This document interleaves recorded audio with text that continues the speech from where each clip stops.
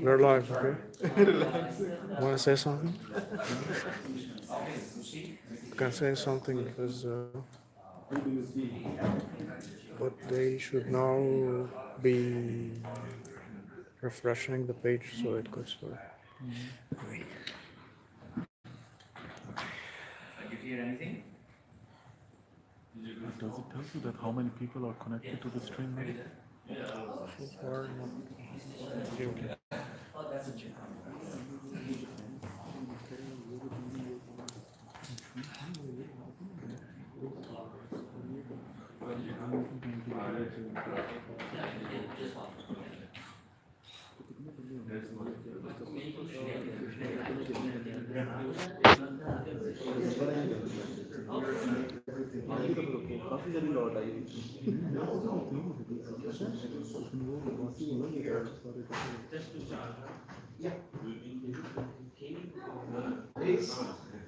I don't take it. That makes a reason, yes.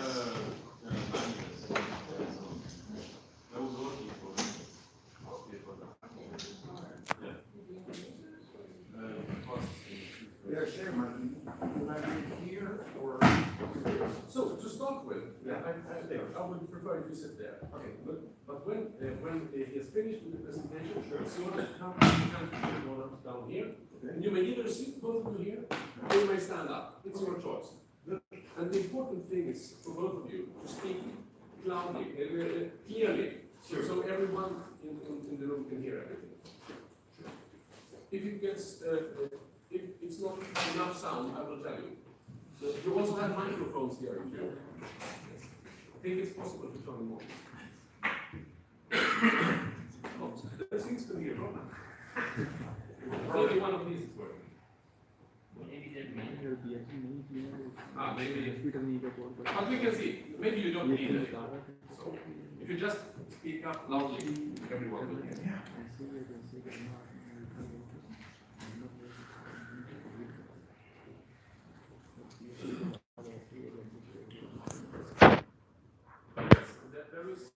There is a microphone here, if we need it, so. But maybe we don't need it. Yeah, I think so. So it's 1 minute.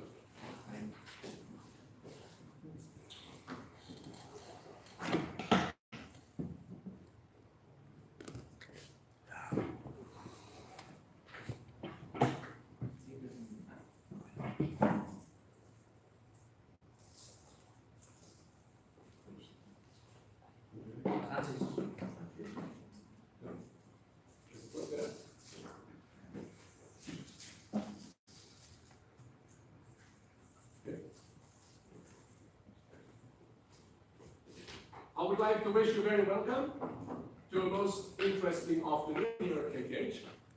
It is the public defense of Farhan Mahmoud, and the thesis is entitled Synchrophaser-based steady-state quantum synthesis of active distribution networks.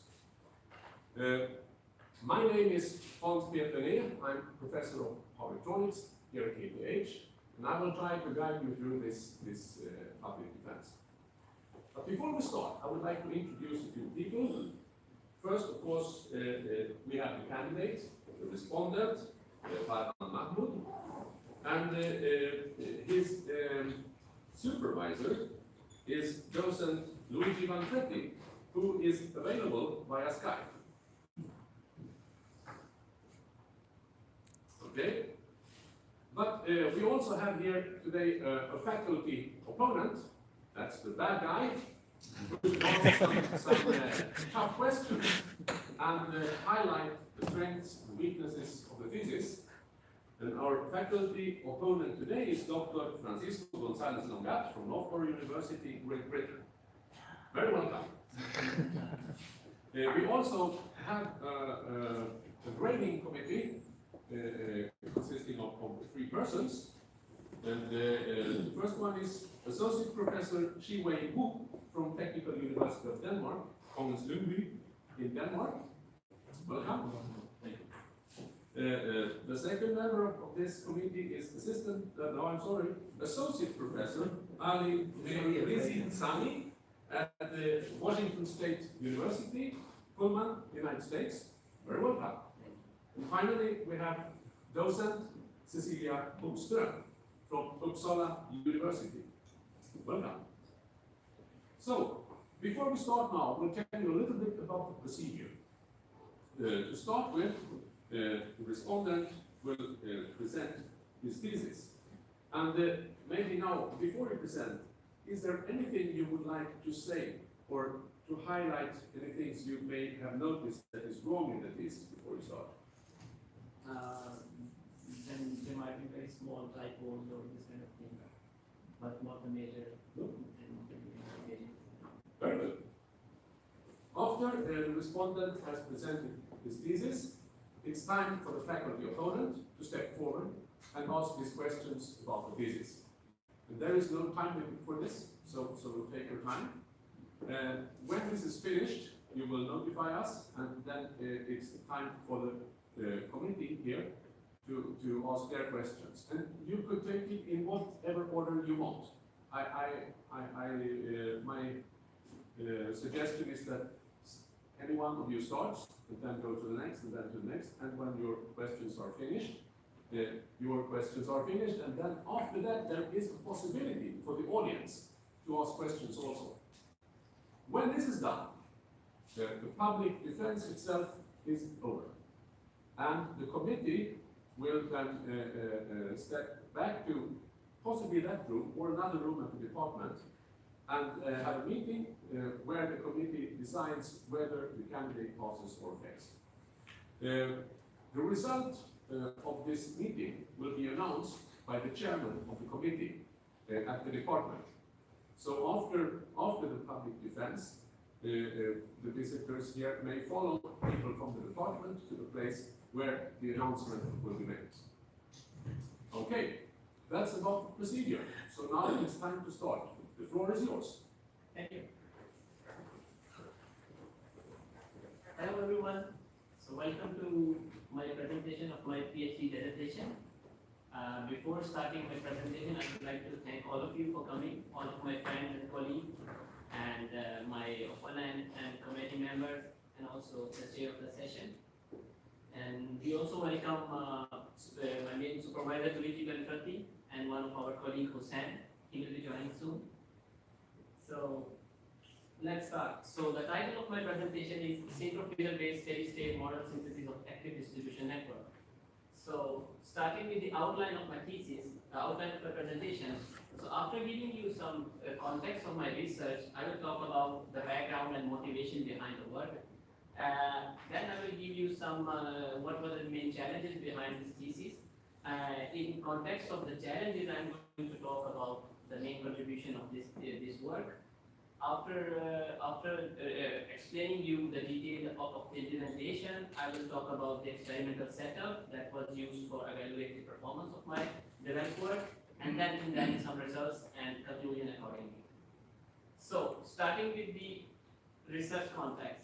So in this figure, you can see a conventional distribution network. So historically, distribution networks are used to be passive networks. As you can see, that they have a generation on one side, bulk generation, and then they are being transformed to the load center. So in these kind of passive distribution networks, the flow of power was mostly from generation towards the load centers, and overall uncertainty in the operation and control was relatively low. But with the passage of time, the distribution networks have been transformed into active distribution networks. So now you can see that we have a lot of distributed generation at the low voltage network. So this has caused some of new technical challenges that was not before. So some of the challenges starting from there, we have now bidirectional power flow, because maybe there is a case that when these DGs are producing more power than the local load, so it can feed the power back to the grid.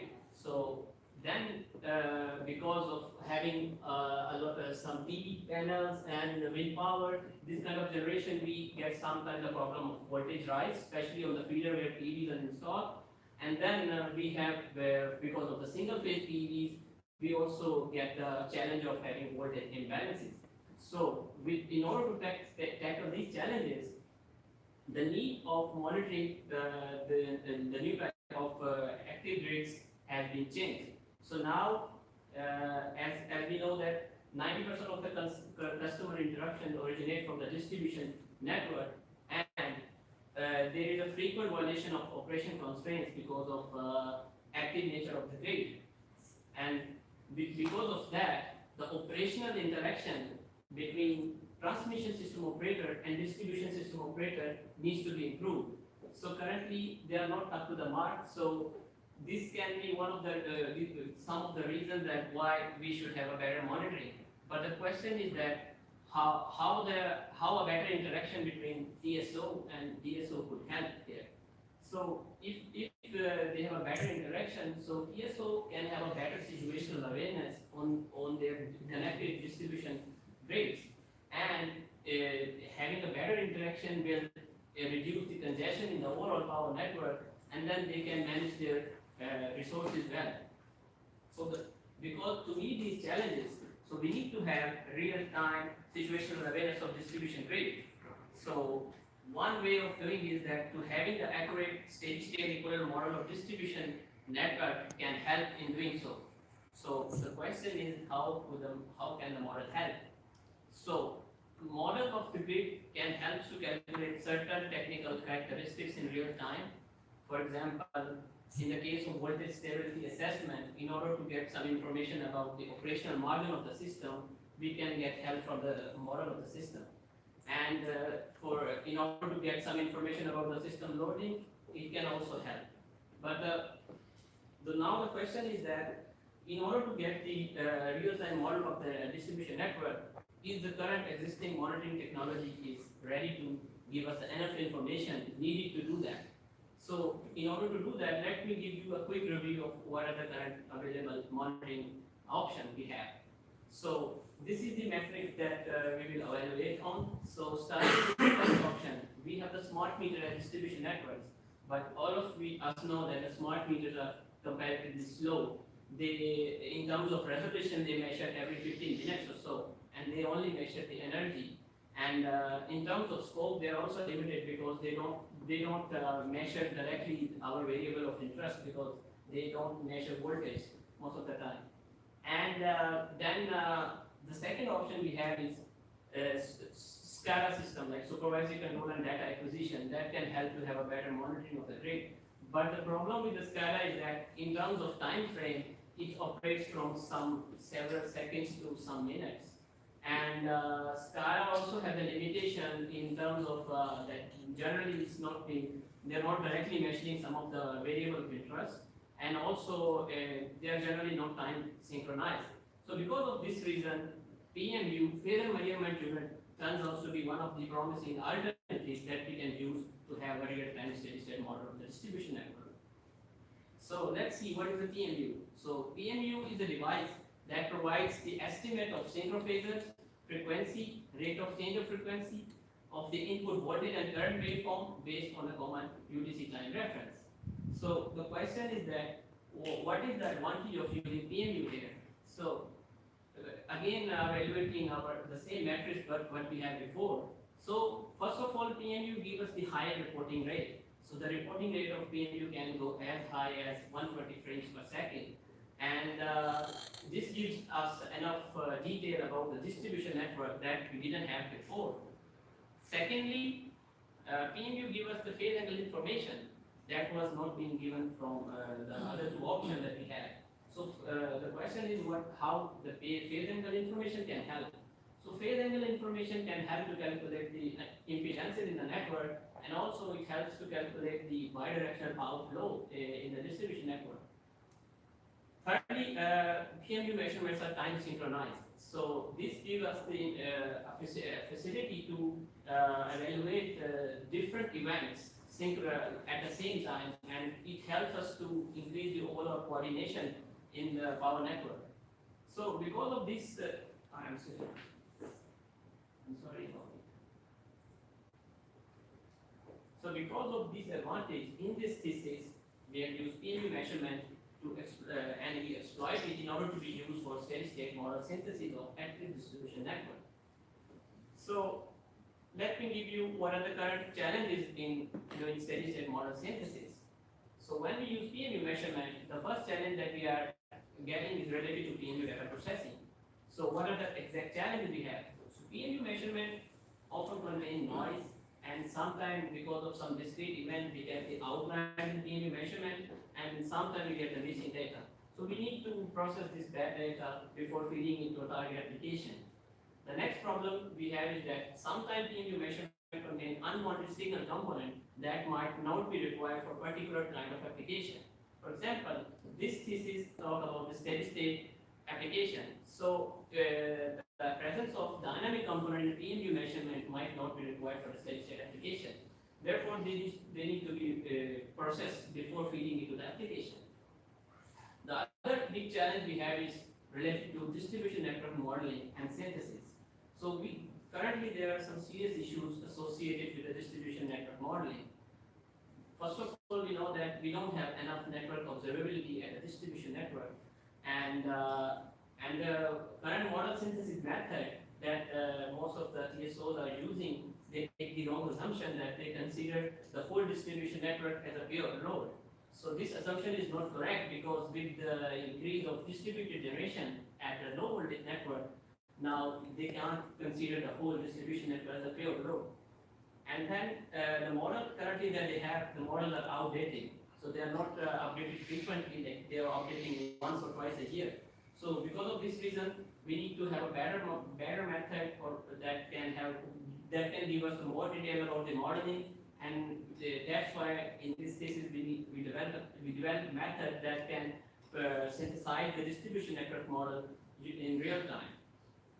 And the last challenge we have is that once we develop a method, so it's also a bit challenging to validate the performance of the method also in the laboratory environment, and most importantly in real systems. So this also talks about some more validation of the method. So in the context of these challenges, this thesis gave the following contribution. So in chapter 2, this is talk about the development of a pre-processing method for PMU data, and the results of this are published in IEEE conference and MDP Journal of Energy. Then in chapter 3, this thesis have a contribution where the design and implementation of a methodology will be presented, which performs the three-phase steady-state model synthesis of active distribution networks. Moreover, its implementation, testing, and validation in a laboratory environment will be discussed. And the results of this work are already published in IEEE transaction in power delivery. Then in chapter 4, this thesis gives us the comprehensive sensitivity analysis of the developed SSNS method that was discussed in chapter 3. And the results of this sensitivity analysis are published in a conference paper in IEEE PES journal meeting.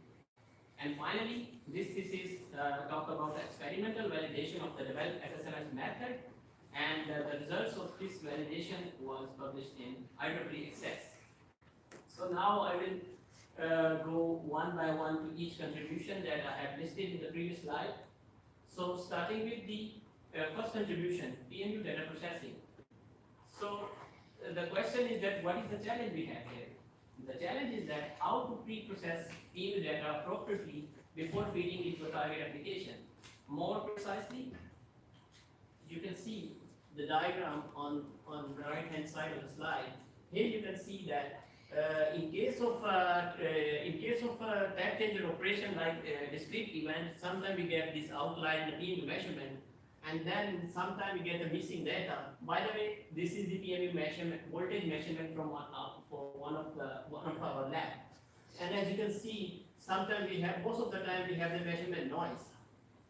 Other problem we have, as I mentioned before, that PMU might contain unwanted signal component. So, the question is, what is the requirement, the reason why we are developing this kind of PMU data processing method? So the requirement we have that we need to have a appropriate filtering method that can help us to extract quasi-steady state component of the signal in real time. This is because we need a steady state component because the target application is steady state. Then the method should be capable of filtering noise like band data and outliers and noise. So in this thesis, the proposed solution that we developed two methods based on Kalman filter techniques. So the first method is based on windowing, and the second method is the modified Kalman filter method. So before giving the detail of the method, let me quickly give you how does the Kalman filter work. So assuming that we have a linear discrete process where we have the process equation and the measurement equation, and we are measuring the state of this system, and then assuming that we have the model that can give us the prediction of the state. So what Kalman filter does that it combines the information from the measurement and also from the prediction to give us the optimal estimate in the presence of measurement and process noise. So to understand it graphically, let me give you example. Let me explain you with the help of probability density functions. So assume that we have the initial estimate of the state somewhere here with this variance, and then using the process model, we get the predicted state estimate for the next iteration step, and then we have one information coming from the measurement. So what Kalman filter does, that it gives us the optimal estimate based on the information from the prediction and from the measurement. This was how the Kalman filter works generally. But the question is that how we have used Kalman filter in this thesis. So the answer lies somewhere here that we have used Kalman filter as a filter in order to extract quasi-steady state component and to filter the bad data. And the next question is that why we have selected Kalman filter in this thesis. To answer that, Kalman filter is the optimal recursive filter, which means that recursive means that we don't need to save all the past measurement in order to estimate the next for the next time step. We just need to save one last for the last time step in order to predict for the next state. So that's why it makes it very useful for the real-time systems, and that is the main reason we selected Kalman filter. So now I will just give you the main idea behind the two developed method. I will not go into the detail here. So I will just talk about what is the main idea of developing these two methods. So starting with the first method. So by a Kalman filter is basically a predicted corrector algorithm. So in the first step, it predicts in time, and in the next step, using the incorporating the measurement, it gives us the best estimate. So in the first step, it predicts the state, and the next step, it corrects that prediction based on available measurement and gives us the optimal estimate.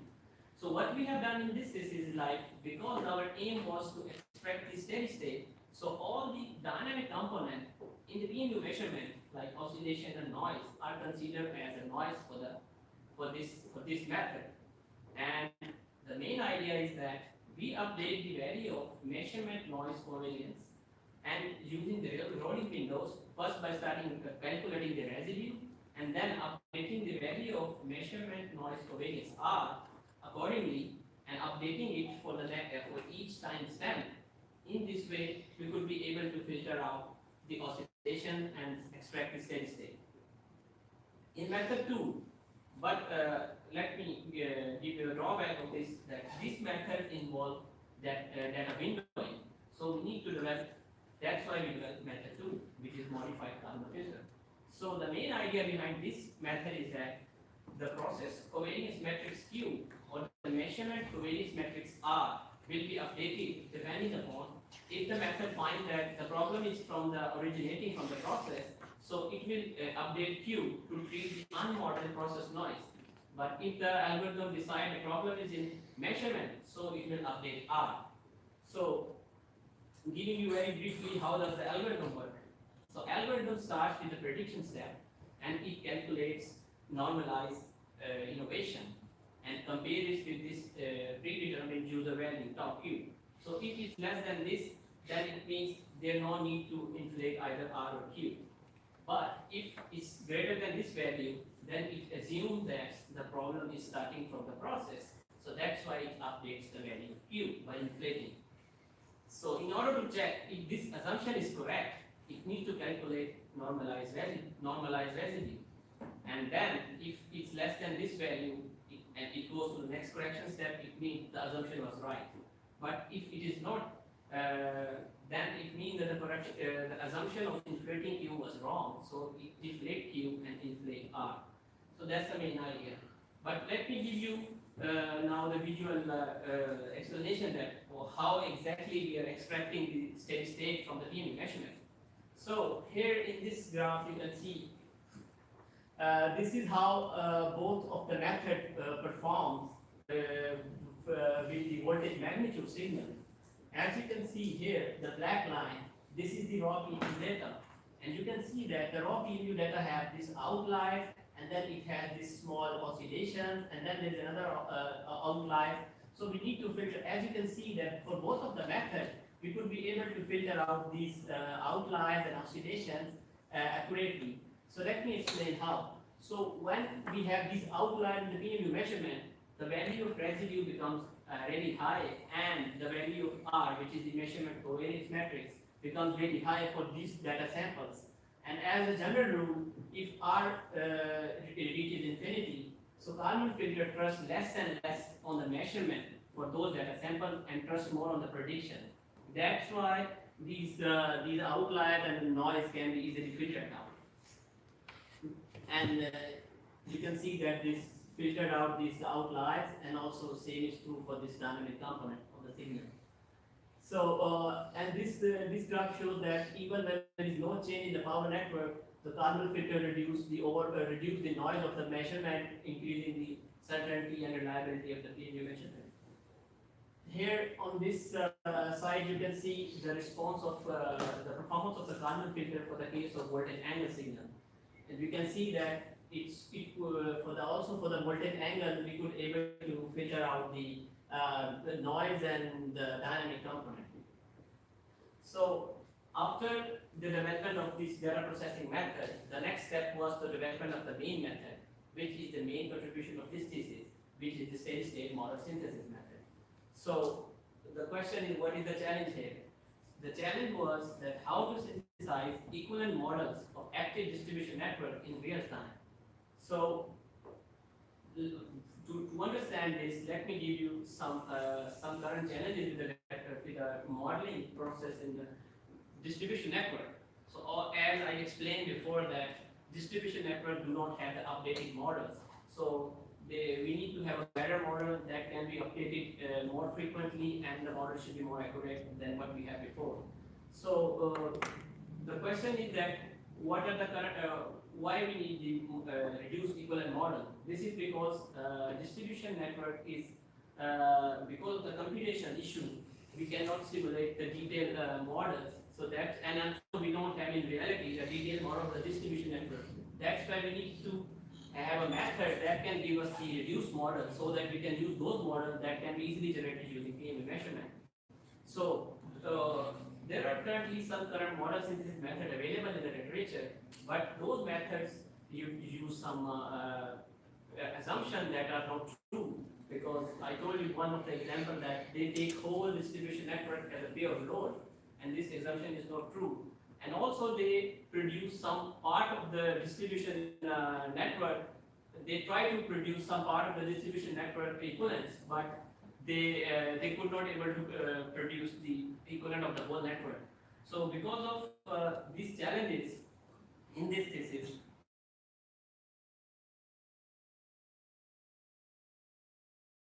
unbalanced distribution rate in real time using PMU measurement. So let me explain how we do that.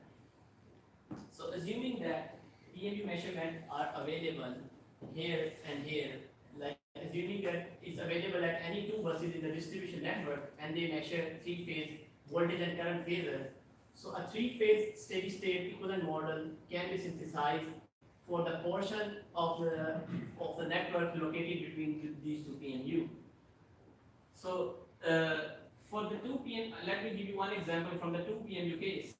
So once we synthesize the model, the first challenge is to synthesize to calculate the equivalent model parameters. So these are the unknowns in this proposed equivalent model. So So assuming that we have the PMU measurement available here and here, so using this equation, we can easily calculate the first two unknowns R and X. So once we have R and X known, then in this red area, we can easily calculate V naught and delta naught using this equation. So once we have the V naught, then here we take assumption that all the impedances for each phase and for series and parallel impedance we consider to be too close that we assume them to be equal. This helps us to calculate all other unknowns in series and parallel resistors.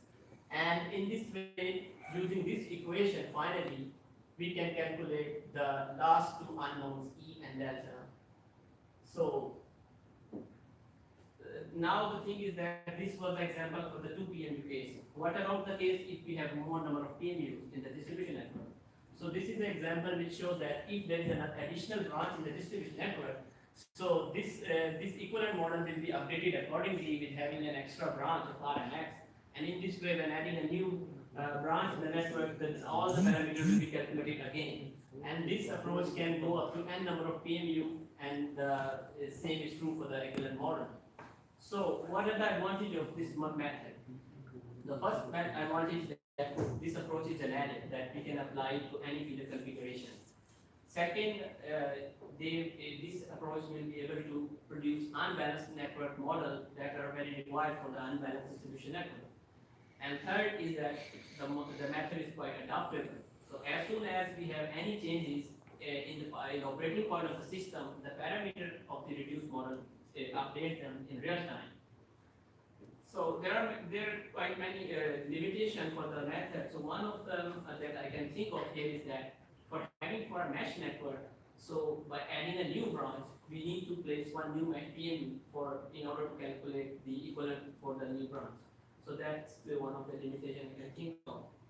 So now, first I will give you the overview of the hard-in-the-loop experimental setup that was used to assess the performance of this direct method. So a real-time model of the distribution network was simulated in using this real-time simulator, and two of the nodes of the PMU location was specified there. And then voltage and current was being fed to our field devices. We are using National Instrument Compact Viewer, the PMU in this case, and PMU generates synchrophasors, and that synchrophasor both are being given to phasor data concentrator that can give us the PDC stream and the output, and then a real-time data mediator takes the PDC stream and passes it into raw PMU data in LabVIEW environment. So in this is Kalman filter algorithm and the steady-state model synthesis algorithm are implemented in LabVIEW. So after this, they are being given to LabVIEW Kalman filter application, which give us the filter data, as I explained before, and then this filter data is being given to steady-state model synthesis LabVIEW application, and which give us the synthesized equivalent model of the data. So this is the first example of the results which show the performance of the method. So you can see there in this network, this is the this was the model of the network that we used to assess the performance. As you can see that we have assuming that we have the PMU measurement here and here, like these red dots. So what we are trying to do is that this in PMU measurement from here and here are being given to SSMS method, and then they calculate the equivalent.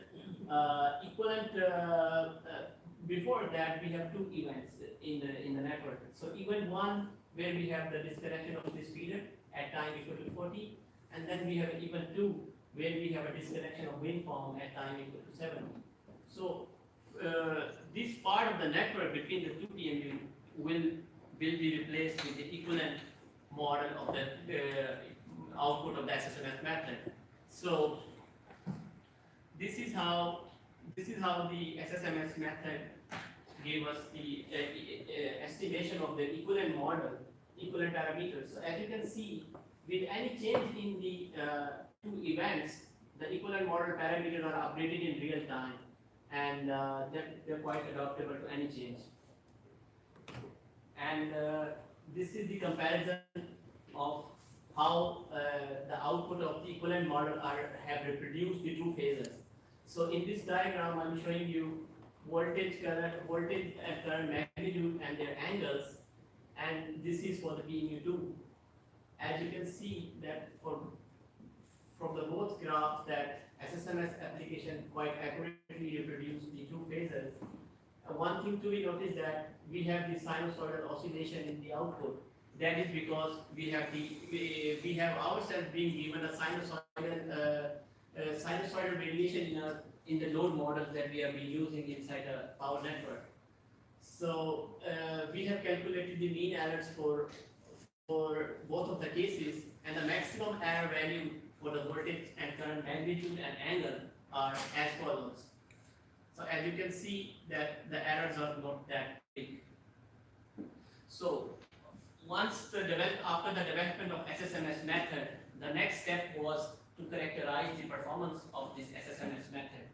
So in the next contribution is related to that. So we did the sensitivity analysis of the output of the method. So the challenge here was that how to characterize the performance of the method, and which means that we need to investigate how sensitive the output of the SSMS method to its input. So when we have any change in input, how does it react at the output of the method? So the proposed solution that we have presented a detailed sensitivity analysis of the SSMS methodology, and we have used end-to-end TDE as an evaluation metric in order to decide the performance. So what is end-to-end TDE? Let me explain. So in this diagram, you can see that we have the end-to-end TDE is the summation of PMU TDE and field application TDE.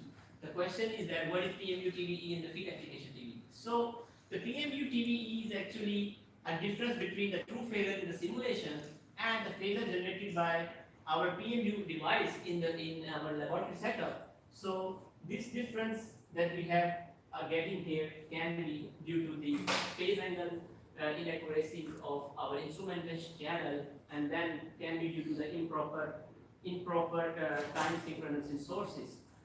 And then we have the field application TDE, which can be due to the estimation error for my direct method. So the summation of these two things turned out to be end-to-end TDE, and that is what we have used as an evaluation method to characterize the performance. So this is the method how the way we have done it in this thesis. So on the left hand side you can see the orange boxes, the orange circles, sorry. So these orange circles are the input to the method, like different PMU locations, different nature of disturbances, and different operating point. So what we have done is that at one point of time we just change one of the input, and we have investigated that how does it affect the output of the method.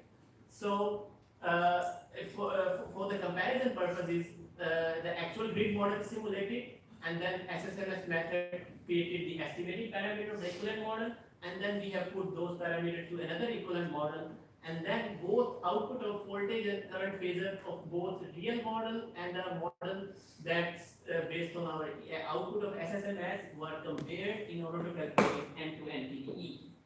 So here I'm showing you just one of the case. So the case what I'm showing you is the occurrence of the disturbance, which means that we have two different disturbances, the same as before, like the event 1 is here, disconnection of this feeder, and event 2 is here, the disconnection of windform. And we wanted to see that how does the error end-to-end TDE changes by having different occurrence of this disturbance in the network.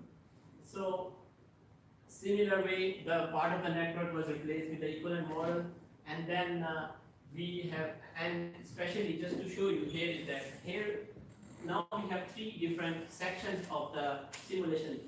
The section 1 is before event 1, the section 2 is between the event, and section 3 is after the event. For each of the section, we calculate end-to-end TDE and try to solve that how does it work. So, and one important thing in this thesis, we have defined 3% end-to-end TDE in order to characterize the performance. This is how end-to-end TDE for all three sections that I have shown you before. So this was the case one before the event 1, and this is between the events, and this is end-to-end TDE after the event 2. So in in the plots, you can see that the mean, maximum, and minimum values of the end-to-end PV are plotted along with the standard deviation. And on the y-axis, we have the voltage phasor, current phasor for PV1, voltage phasor and current phasor for the PV2. So as you can see, for most of the for all of the different sections, the end-to-end PVE doesn't change much by having the occurrence of different disturbances in the network. So the last part of my presentation. So after the development of the method, then characterizing its performance, and then having its performance analysis in the laboratory environment, then the final challenge of the thesis was how to test its performance in real systems. So that's why in this chapter 5 we have presented the experimental validation of the method. So the challenge here we have that how to validate the performance of SSMS method in real system. So in this thesis we have used real PMU data from actual distribution feeder at EPFL. So at EPFL, so this thesis presented the following contribution based on this analysis. So first, a hardened the loop experimental validation method was presented using real PMU data. Then performance assessment based on different case studies, and finally a detailed analysis of regarding the update rate of the application was presented. So let me go one by one. So this is the single line diagram of the actual feeder network at EPFL campus. So as you can see that we have the PVs and we have the load. So each load represents the power consumed by the actual building there, and then on each of the building we have the rooftop PVs installed there. So in this single line diagram, this represents in reality this kind of arrangements. So in order to test the output of SSMS method, what we have done is that we simulated the model of this single line diagram in real time using real time simulation, and then the output of two PMU specified, as you can see at bus 5 and bus 2, are being given to SSMS method, and SSMS method creates the equivalent model of the area between two specified PMU, something like this. So after doing that, we assess the performance using different case studies. So I will show some of them here. So the first case study I'm showing here is, this is the example from the typical load profile from taking the PMU measurement from 1st of September 2014, and this is for the 1 minute. So this is how the SSMS application actually reproduced the equivalent model parameters of the network between two specified PMU. As you can see in this graph that this is the three-phase model, that each phase is having the equivalent parameters calculated, and then as soon as we have any changes in the operating point, like load is changing, so the parameters are being updated in real time. And this is just to show that this angle is also not that flat, so this is just that it's also moving with any change in the operating point. So on the right here I have plotted one results where we are comparing the actual measured phasor versus the reproduced phasor by SSMS application. So as you can see that for voltage and current magnitude and angles, we have quite a good fitting, and SSMS application quite accurately reproduce the real on the basis of real PMU data. So in case 2, this is very interesting case that this is the we have a solar eclipse on 20th of March in EPFL, Switzerland. So I took the data from that day. So in this diagram, what I'm showing you here is the active power intake from the grid between 9 and 12 o'clock. So as you can see, this plot is for last 5 days, starting from 16th of March till 20th of March. You can see a visible difference between these 4 lines and this red line, because this red line is the day when there was solar eclipse. So what happened on that day, that because of the solar eclipse, the PV on the rooftop started producing less power because the solar intensity has decreased because of the solar event, and then the input from the grid increases from that day. So I took the PMU data from this top peak where there was a solar eclipse. 6 minutes of PMU data was being taken and being given to SSMS application. This is how SSMS application fits for this 6 minutes of PMU data. So as you can see that by having a lot of voltage dips because of the load variation during the solar eclipse, but SSMS application have reproduced it quite accurately. So, final analysis. Here, what I'm trying to show is that how does the different update rates of the SSMS application affect the output. So this graph shows that the inherent update rate of the application is 0.5 seconds. So in this analysis, we have configured our application such that it could give us the output for different update rates. So starting with 0.5, we slow down up to 5 seconds and try to see how does the equivalent parameter estimation behave. So as you can see, as soon as I increase the update rate, like updating it slowly, the information is somehow lost. But at the same time, we get faster updates. On the right hand side, here I have shown this is how the SSMS application has reduced active power at EMU1 for different update rates. As you can see here, the black line is the true active power, and the starting from the red, then all other colors are for different update rates, how it reproduced. So you can see for an update rate of 1.5 seconds and more, the green line and more, it could not accurately track the oscillation in the active power. So, which means that we need to set up a trade-off between how fast we want to update and how accurate we want to update. So, in this diagram, in this plot, I am showing you the average mismatch error for different update rates. As you can see, increasing the update rate will have the increased loss because of the loss of tracking ability.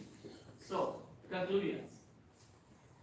Chapter 2, the challenge was how to pre-process the PMU data, and in this thesis we provided a solution by developing two methods, and both methods are capable of extracting quasi-steady-state component and also capable of reducing noise, compensating for missing data, and filtering outliers in real time.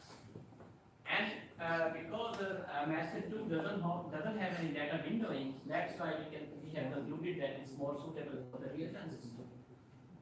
In chapter 3, the challenge was to synthesize equivalent model of active distribution network in real time. And the solution in this thesis what we have given is that we developed a steady-state model synthesis method which was capable of synthesizing equivalent model of active distribution network in real time. And the approach was quite generic that we can apply to any kind of feeder model, and it was able to synthesize accurate models. And then I showed you the model parameters were able to update in real time, so the output was quite adaptable. And then it helps for a real-time situational awareness that in real time the parameter can be sent to transmission system operator where they can utilize this parameter in their energy management function. In chapter 4, the challenge was to characterize the performance of the method, and the solution that we have presented in this thesis, a sensitivity analysis was presented using end-to-end TVE and evaluation metric. And as I show for one of the cases that output of the method is quite impervious to the changes to its input, which shows the robustness of the method. Finally, in chapter 5, the challenge was how once we have developed tested the performance of the method in laboratory environment, how does it work with the real system? So the solution that we have provided using the real PMU data, a field validation of the method was provided, and we got the satisfactory performance by testing it under various network operating conditions using different case studies, and in the end a trade-off between estimation accuracy and update rate of the application was established. Thank you.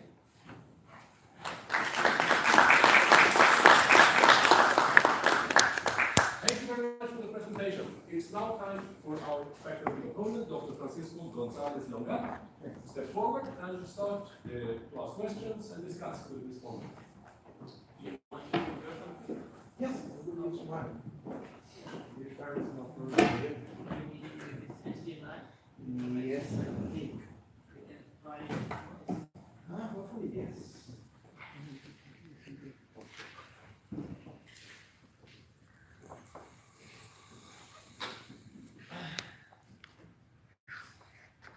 Let's see.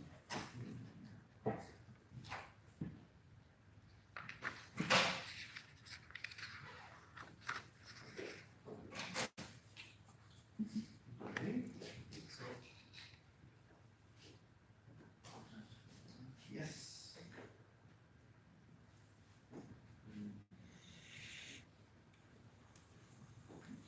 Um, Here or Mr. Chairman, question.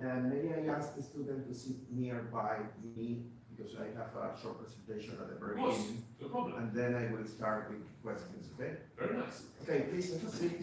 And probably I will sit later, okay? I'm sorry, I am small and I need to rest. Initially, thank you very much to everyone for being here. And thank you, Farhan, for a beautiful presentation. Now I have a problem because I have a couple of slides that he already covered, and probably I need to skip those slides, okay?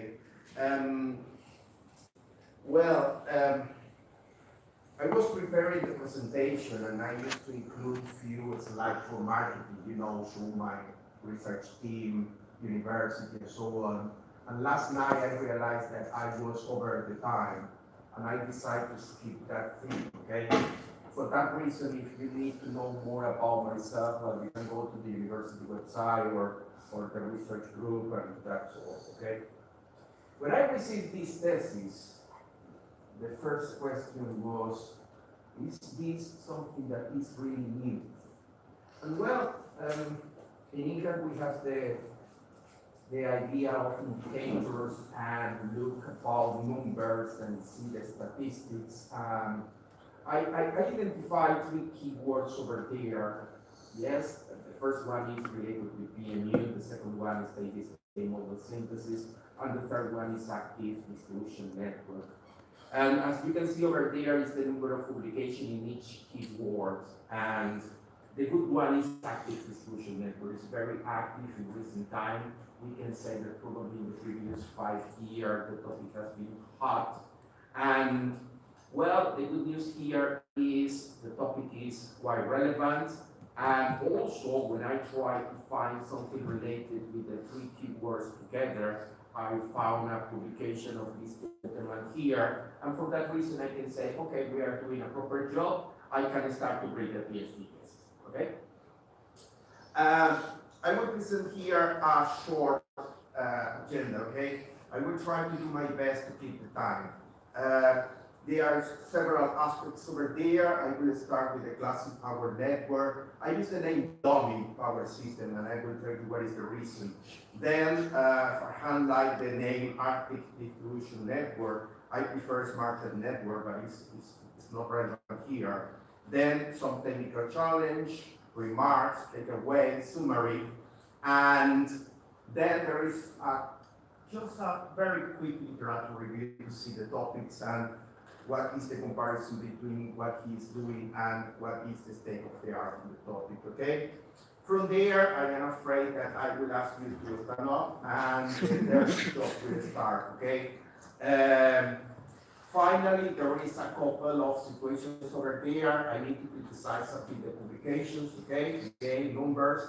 And finally, a dissertation summary and probably a few more questions over there, and that should be done, okay? Well, I will try to do my best here, okay? I am no fan of the smart grid. To be honest, I hate the smart grid. And the reason that I hate the smart grid is because if you say smart grid is now, what happened in the past? And the thing is, if something is more smart, it's because it's dummy. And to be honest, calling the previous network dummy is something that is silly. Because we have been working with electrical power system for 100 years, using very, very talented engineers and providing very practical solutions, okay? For instance, one of my best examples for something that is extremely relevant is electromechanical protections. To be honest, you need to be very clever to make to use just physics, mechanical physics, in order to make electrical measurements and estimations and so on, okay? But this is the classical problem.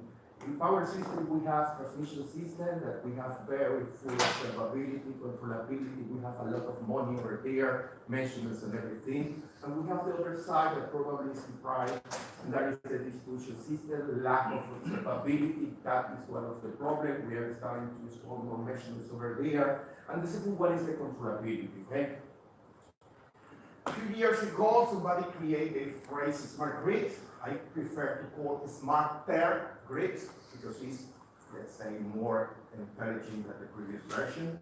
And now there are few things that they are happening. More our electronics over there, good news.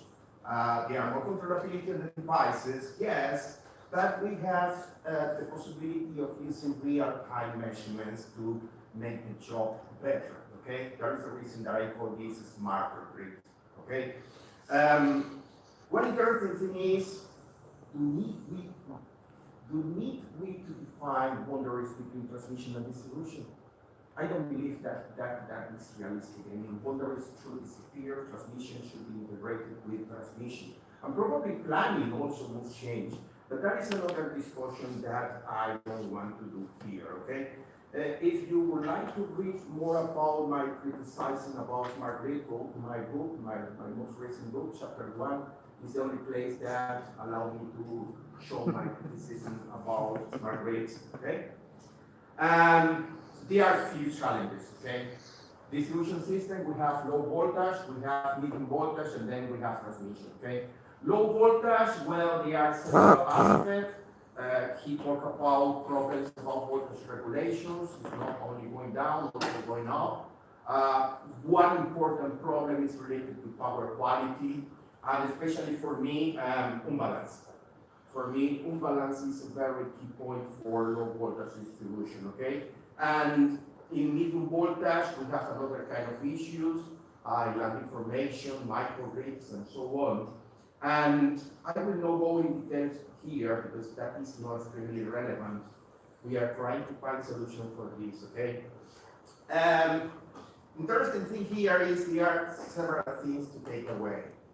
One of them is distribution need to be improved, adapted, smarter, active distribution, whatever the name is, but we need to have more information about how distribution system is performing, how we can estimate the future of the distribution network, and so on.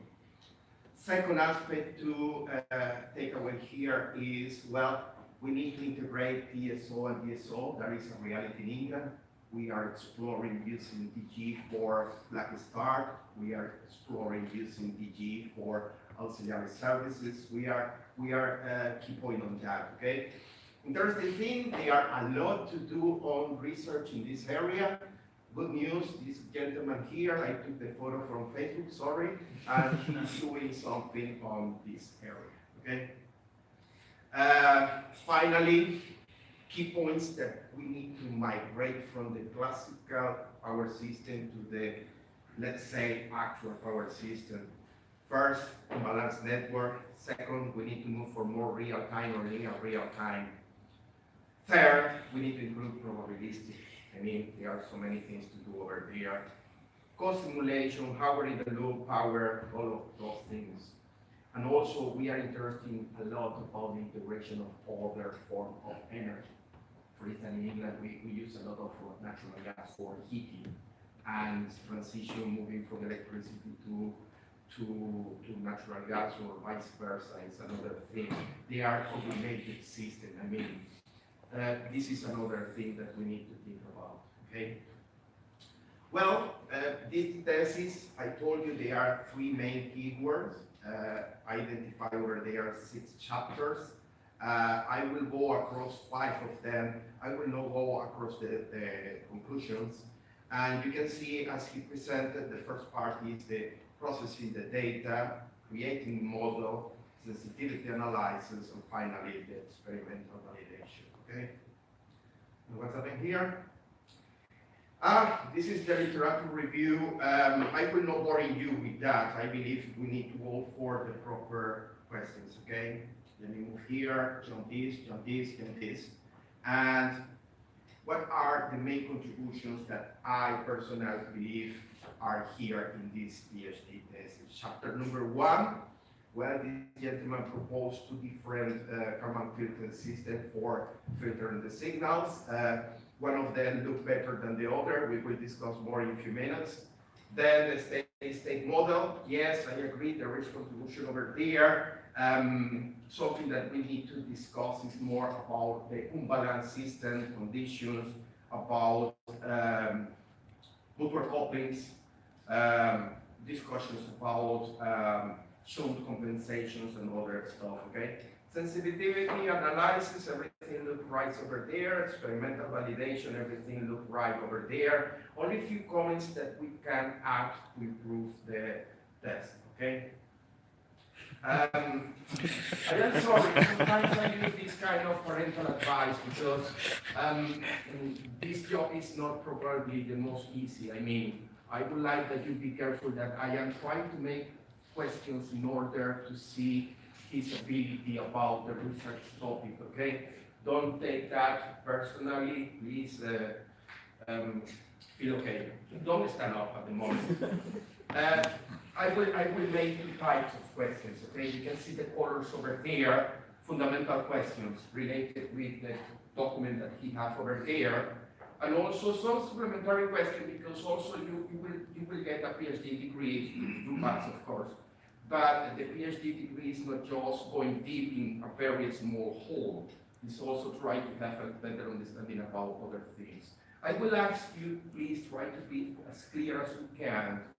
Be concise. Sometimes the answer could be, I don't know. In fundamental question, that could be, I don't know. In supplementary question, I don't care if you say, I don't know, okay?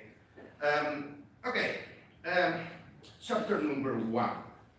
You define over there a comparison between active and a passive network, okay? I will start with a very generic question, you know, heat will start to increase, okay?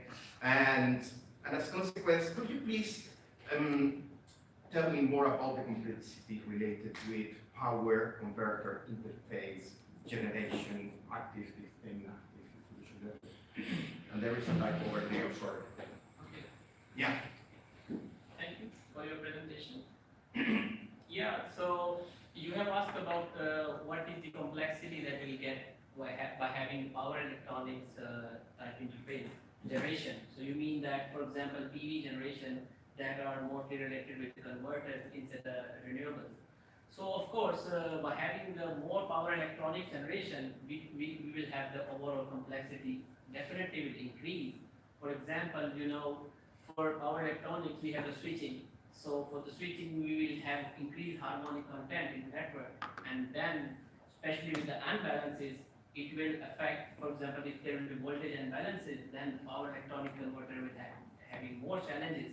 So overall, it will increase the uncertainty in the operation and control of the network. So this is what I feel that this is having more challenges here. But thinking about your method, thinking about the solution that you are thinking about in your PhD thesis, what is the complexity that you have more and more and more power converters? Every single question here is related with your specific. So one thing that can affect is probably the value of the estimation error that I get for my case. But I believe that having even having more power electronics based generation, the method will not be that sensitive to that addition. But it might have more estimation error than before, but it will work. Second question is related that you say we need PMUs on distribution network, okay? There are people working in that area, researching, publishing paper, I know, and also there is something called micro PMU. Yeah. Could you please elaborate a bit more what is your forecast and what is your idea of, because you showed results from Switzerland and then you're over there, and they have a PV over there, but that is academic. That is, I am talking about the real power utility that they have rural and metropolitan circuit feeders what is your realistic forecast over here? Okay, that's a good question. So I can give you some review of the technological evaluation in this field.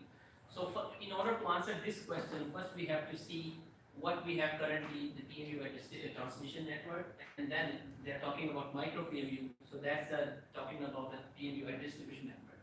So in order to see this, we need to understand the difference between the type of measurement we need at transmission level and the type of measurement we need at distribution level. So because my thesis is distribution related, so I can talk about the distribution. So as you know that in distribution, we have power flows that are quite small as compared to transmission, and then the angle difference between the buses is also quite small. So for these two things, we need to have a PMU that should be more precise than what they've been using in transmission.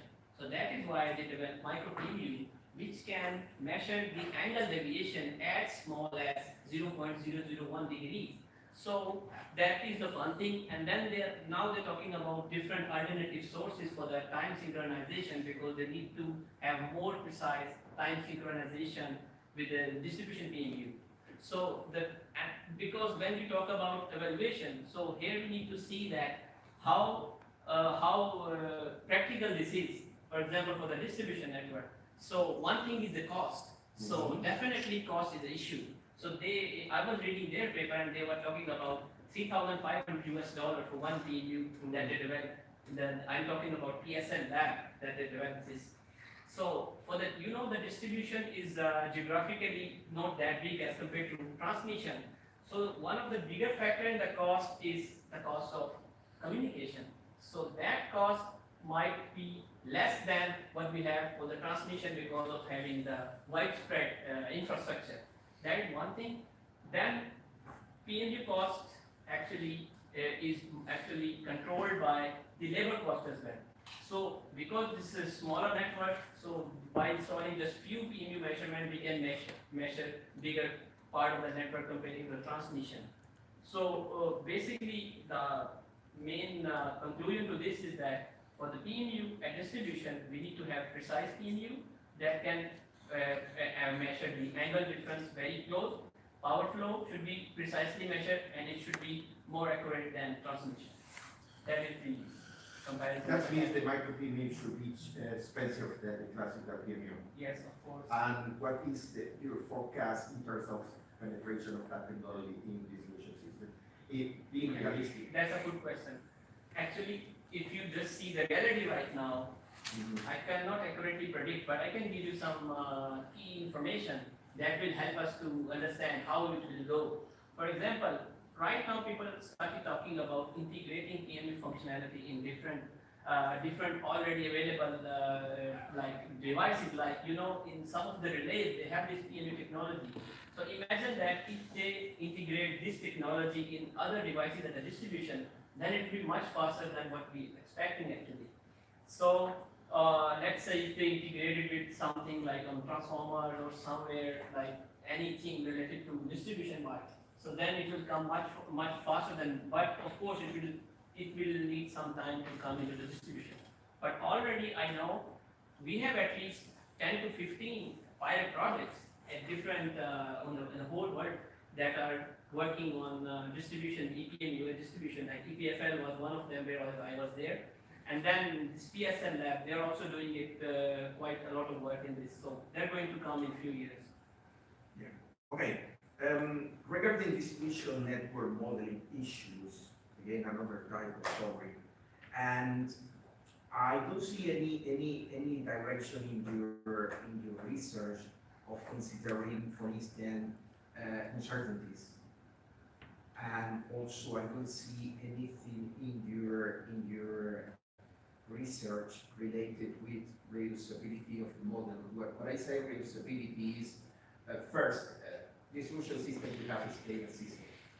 And over there, okay, I understand the signals measurements are probably not so fast and not so accurate for your method, but you can use that data to support or enhance your method. And you didn't take in account that. And also, you assume those PMU are working in the network what will happen if you lose one of them? Can you use the data from the SCADA system to keep going with your method, or what will happen? And this is a real question for the research, okay?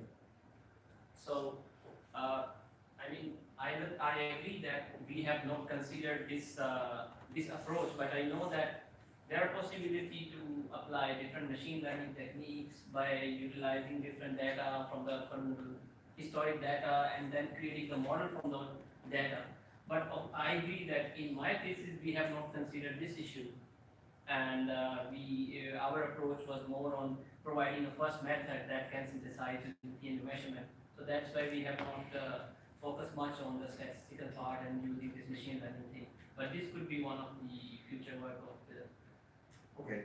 Interface between TSO and DSO, I will not make any question over here, okay? I'm sorry, I jumped this one, okay? Then on chapter 2, we are moving fast, sorry. I saw these very specific figures. When you say features related with different kind of phenomenon, okay? Random variations that look as very, very wide over there, top changes, and so on. And could you please elaborate more about this? What is this signal? This is voltage, power, current, because you say the signal over here. Yeah, I can explain. Yes, please. So when we have started this idea of data processing with Kalman filter, Yeah. this was the first picture that I made. So this is actually not a real signal. This is a picture made by me just to Yeah. show how different time scales, depending upon a different type of event in power system, actually looks like. So as you can see, the first on the right, so that is a discrete event. So if you talk about the time scale of that, that's for the millisecond, that is very fast. Then we have this small signal stability that I just wanted to show the slow oscillation that we get. So that time scale can be few seconds. And then on the left, you have the random node variation and tap changer operation. This was just to show that there might be a slower event than these two events, where we have the slow variation in operating point. So on the left, these two might represent time scale of a few, let's say some minutes. So the main idea behind drawing this figure was, initially the plan was this, that we will apply Kalman filter to differentiate different time scale. For example, for a steady state application, we will expect steady state. For a dynamic application, we will extract that part, and for the slow moving oscillation, we will have another part for the Kalman filter. But we didn't do that actually. So then, while progressing in my research, then later on, I just focus on the steady state part of the thing, and that's why we have not pursued more that, or how we segregated different other component other than the steady state. So we have not pursued this figure after that. This was just to give the initial idea. Okay, but it's a comment from my side, okay? I don't know if you agree with me, but I don't believe this is a proper way to represent, okay?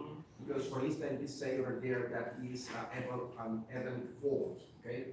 A fault could be, I don't know if you can see different kind of main plots for a short circuit. If you look at voltage, the voltage will go down and the current will go up. No saying here what is the electrical parameter that you are plotting over here is very confusing. Yeah. I don't believe this is the optimal way to present this. Probably you can disconnect the line and try to say different, because also small signal stability is a phenomenon that depends on what is the main variable that you are looking for. And I don't believe this is a proper representation, okay? It could be confusing for a job reader or somebody that is not a technical expert here, okay? And then chapter 2, I go to the two main methods. Over there, your main focus was related to filtering signals coming from the PMU, okay? I didn't include here the question, but you have missing data. What is the solution for missing data? That's a good question. So, assuming that the data was coming and suddenly data stopped coming. Yeah. So, the solution of missing data is the one we are using, that is the Kalman filter. I can explain you how. So as I explained to you that at one time, in one time stamp, carbon filter either rely more on the measurement or more on the process prediction. So when there is a missing data, so carbon filter will not trust on the measurement for those data samples. Instead, it will hold its states from the previous prediction, and we will get something like. So I have a slide in my presentation. I can, yeah, flat line. So with the missing data, it will hold its states, and we will get some meaningful values. That's maybe go for the next question. What's happening if you are getting wrong data? Sorry. What's happened if you get wrong data? Uh, Wrong data, something Wrong. like the DC is, there is a fault on the DC or there is a fault on the conformer current or the potential current on the potential conformer. If you have a short circuit, for instance, between the different copper parts, you will change the conformer ratio and the current that you will get is wrong, it's not a real current. What will happen with your So estimation? you mean that for the time when there was missing data, and exactly at the same time there is some fault. Imagine that there is a problem with the DC and the conformer ratio change, for instance, and you are receiving a wrong measurement. What will happen with your estimation method?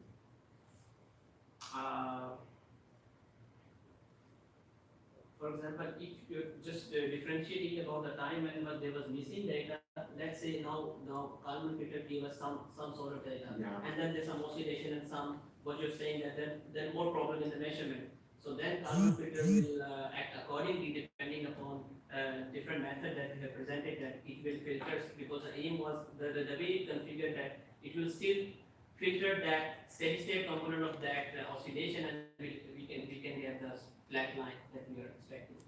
Okay, let me move forward here. For the first method that is based on window or window, could you please tell me about what is the absolute advantage using the residual correction over here? Okay, so the traditional carbon filter doesn't have these two parts. That's why we have added this. So the aim was to when there is an outlier or a dynamic component, so we need to filter that. The reason of using residue is that because residue is related to the measurement part of the carbon filter algorithm. So when there is a like big outlier in the output, so for those data samples, the value of residue becomes really high, and then when the residue becomes really high, R becomes really high. So this is the general rule of the carbon filter that when the measurement noise covariance is really high, it should not trust measurement for those data samples. So because for those data samples, it trusts more on the last prediction, and in this way, these outliers and oscillation can be filtered. So that's the main aim of using it. But you are giving me advantages of Karman filter, or are you giving me the absolute advantage of this receiving use? I'm just explaining you what was the reason of doing it this way. So that was the reason because our main contribution of this thesis was a chapter 3. We wanted to have some method that exploiting the traditional Kalman filter this way in order to get what we want. So that's what I'm. Okay, good. Then you have the second method that is an improvement of this windowing. And could you please elaborate what is the absolute advantage of this method? You will say that you remove the windowing, okay, but could you go more technical details in terms of error reduction and so on? Okay. And also tell me the original, what is original, total original? Okay. So first, this method, as I mentioned in the chapter, in the page 23 of my 22 of my thesis, like the starting point of this method is rely on the transaction paper, the reference number 54. So we took the starting idea from there. So what they were using is that they were using innovation and residue two parameters, and they exploit both of them accordingly. So the first question, what is the absolute advantage of using this method? So the absolute advantage was that we could be able to differentiate the problem originating from the process or on the measurement. So using this method, it was easy for us to say that this problem is from the process, so we need to integrate the process side of the Kalman filter. If the problem we introduce from the measurement, then we will update the measurement side of the Kalman filter. So if you want me to explain this algorithm in detail, I can give you more idea. You explained the algorithms during the presentation. The algorithm is okay. What I want to know is specifically what is the advantage that you get with this? Because on those decisions you are taking time, for instance. I mean, if you use a window, I don't know if you make any comparison directly between the computation time using method 1 and method 2, but this method 2 look like it will take longer than the first one. I can explain. Okay, please. In my thesis, I have not included this computational comparison, but I remember that I did once because it's very difficult to compare the computation effort of the personal computer because if you run it 100 times, maybe because of the different process running out, I found not a very good results comparing these two. But to answer your question regarding how fast it is, so we have tested this calc. For example, in my thesis, mainly we are using the method 2 because when we test it in real time and our target application is steady state, it really works well with respect to computation time. We didn't get any delay with it, and we got the good results because if we would have been implementing the windowing method, then because of the windowing, we might get some delay. But we got a satisfactory performance because our target application was not a control or a protection application, it was a monitoring application. So for those kind of applications like monitoring, we didn't find anything to pursue more on the computation side. So maybe if someone will design their control and protection on this, then this delay thing is more critical than that. But we got good performance at that time. Okay, coming back again to the Yeah, that's the other question. Yeah. So here the main question is what I have done because they have already done that. Yeah, because So- you say 53 is the original. Yeah, that's a good. So as I mentioned in 23, so in their method in the 54, the reference number 54 I'm talking about. 54. Sorry. Yeah, so we are using two threshold values like tau q and tau r, and the way we have inflated r, they were not doing it this way. So if I explain you here somewhere here, I can somewhere here. So Yes. in their method, they were just inflating r. He was Yeah. here. So in their method, they were just inflating R one way. That R need to be inflated using the measurement covariance. But what we have presented on top of their method, first we used two variables, tau q and tau r. They were using one, and then we inflated R in two ways. First, R can be inflated via innovation covariance. Then R can be inflated via measurement covariance. And as you can see on the bottom of this algorithm window, so we take the R that has a bigger maximum of both R1 and R2. So in this way, we could be able to better differentiate between the process and measurement. But overall, I would say, because I'm not contributing much bigger claim in this, so I would say the like 40 to 50% the starting idea we took from there. And then the way we have changed it, like these three things we have added on top of that. So that's not our main contribution, and I'm not claiming the contribution like I named my contribution. Instead, we built on top of their. Yes, that is a cumulative contribution. Yes, now it's clear. Okay, then you present here performance comparison. Yes, you use voltage magnitude, you use voltage angle signals, and then you present here some indicators to compare the methods. And you say that the modified Kalman filter is more suitable. Could you please elaborate on those 4 figures that I put here? Okay. Yes, because here you have the windowing and here you have the modify, yes? Okay. You say that the modify is better, yeah? Yeah. So first, But there are different. Yeah.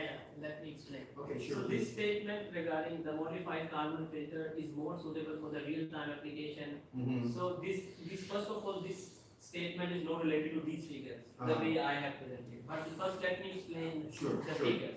So in this figure, on the left, you can see the voltage magnitude, and I showed top two diagram in the presentation as well, but the bottom two are important here. So you can see for the case of voltage magnitude signal, when we have a data windowing, the red curve, maybe if I use your Oh, yeah, sure, sure.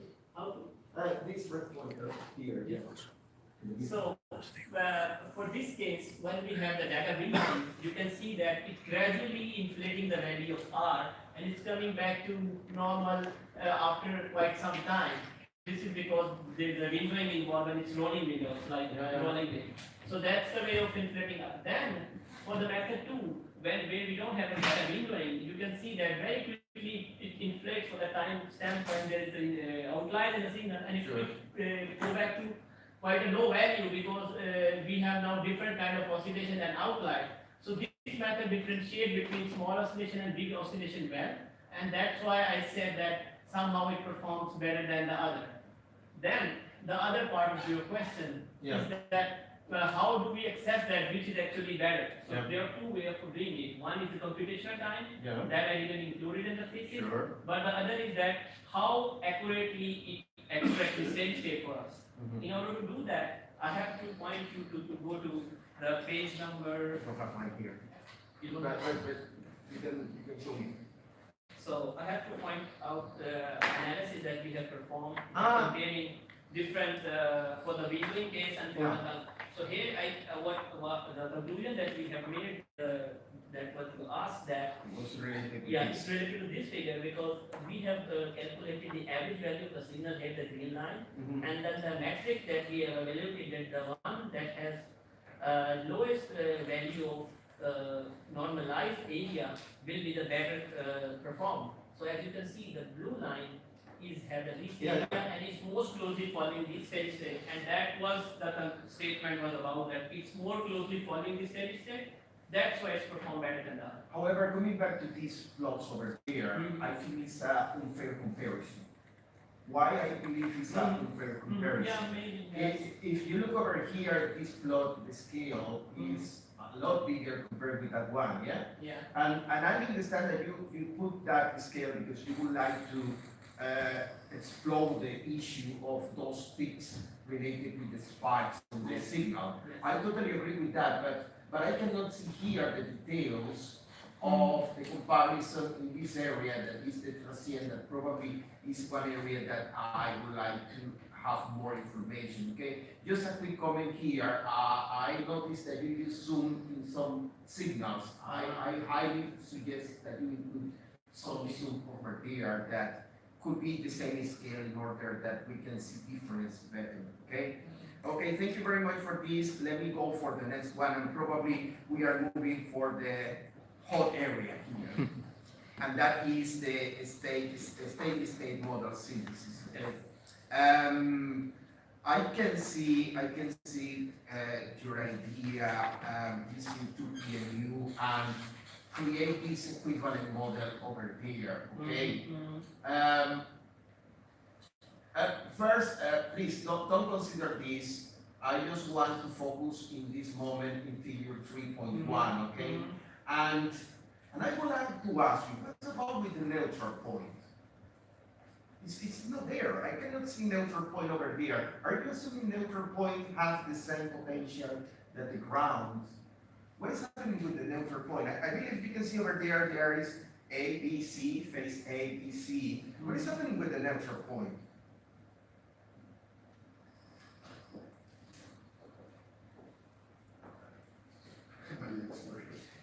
I have a minute that is killing me.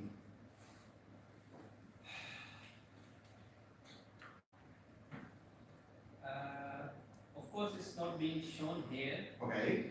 but the aim was to show the three phases. That the main aim of showing this figure was this method will produce the equivalent models for each phase separately. Separately means that it calculates the unbalanced model of the network.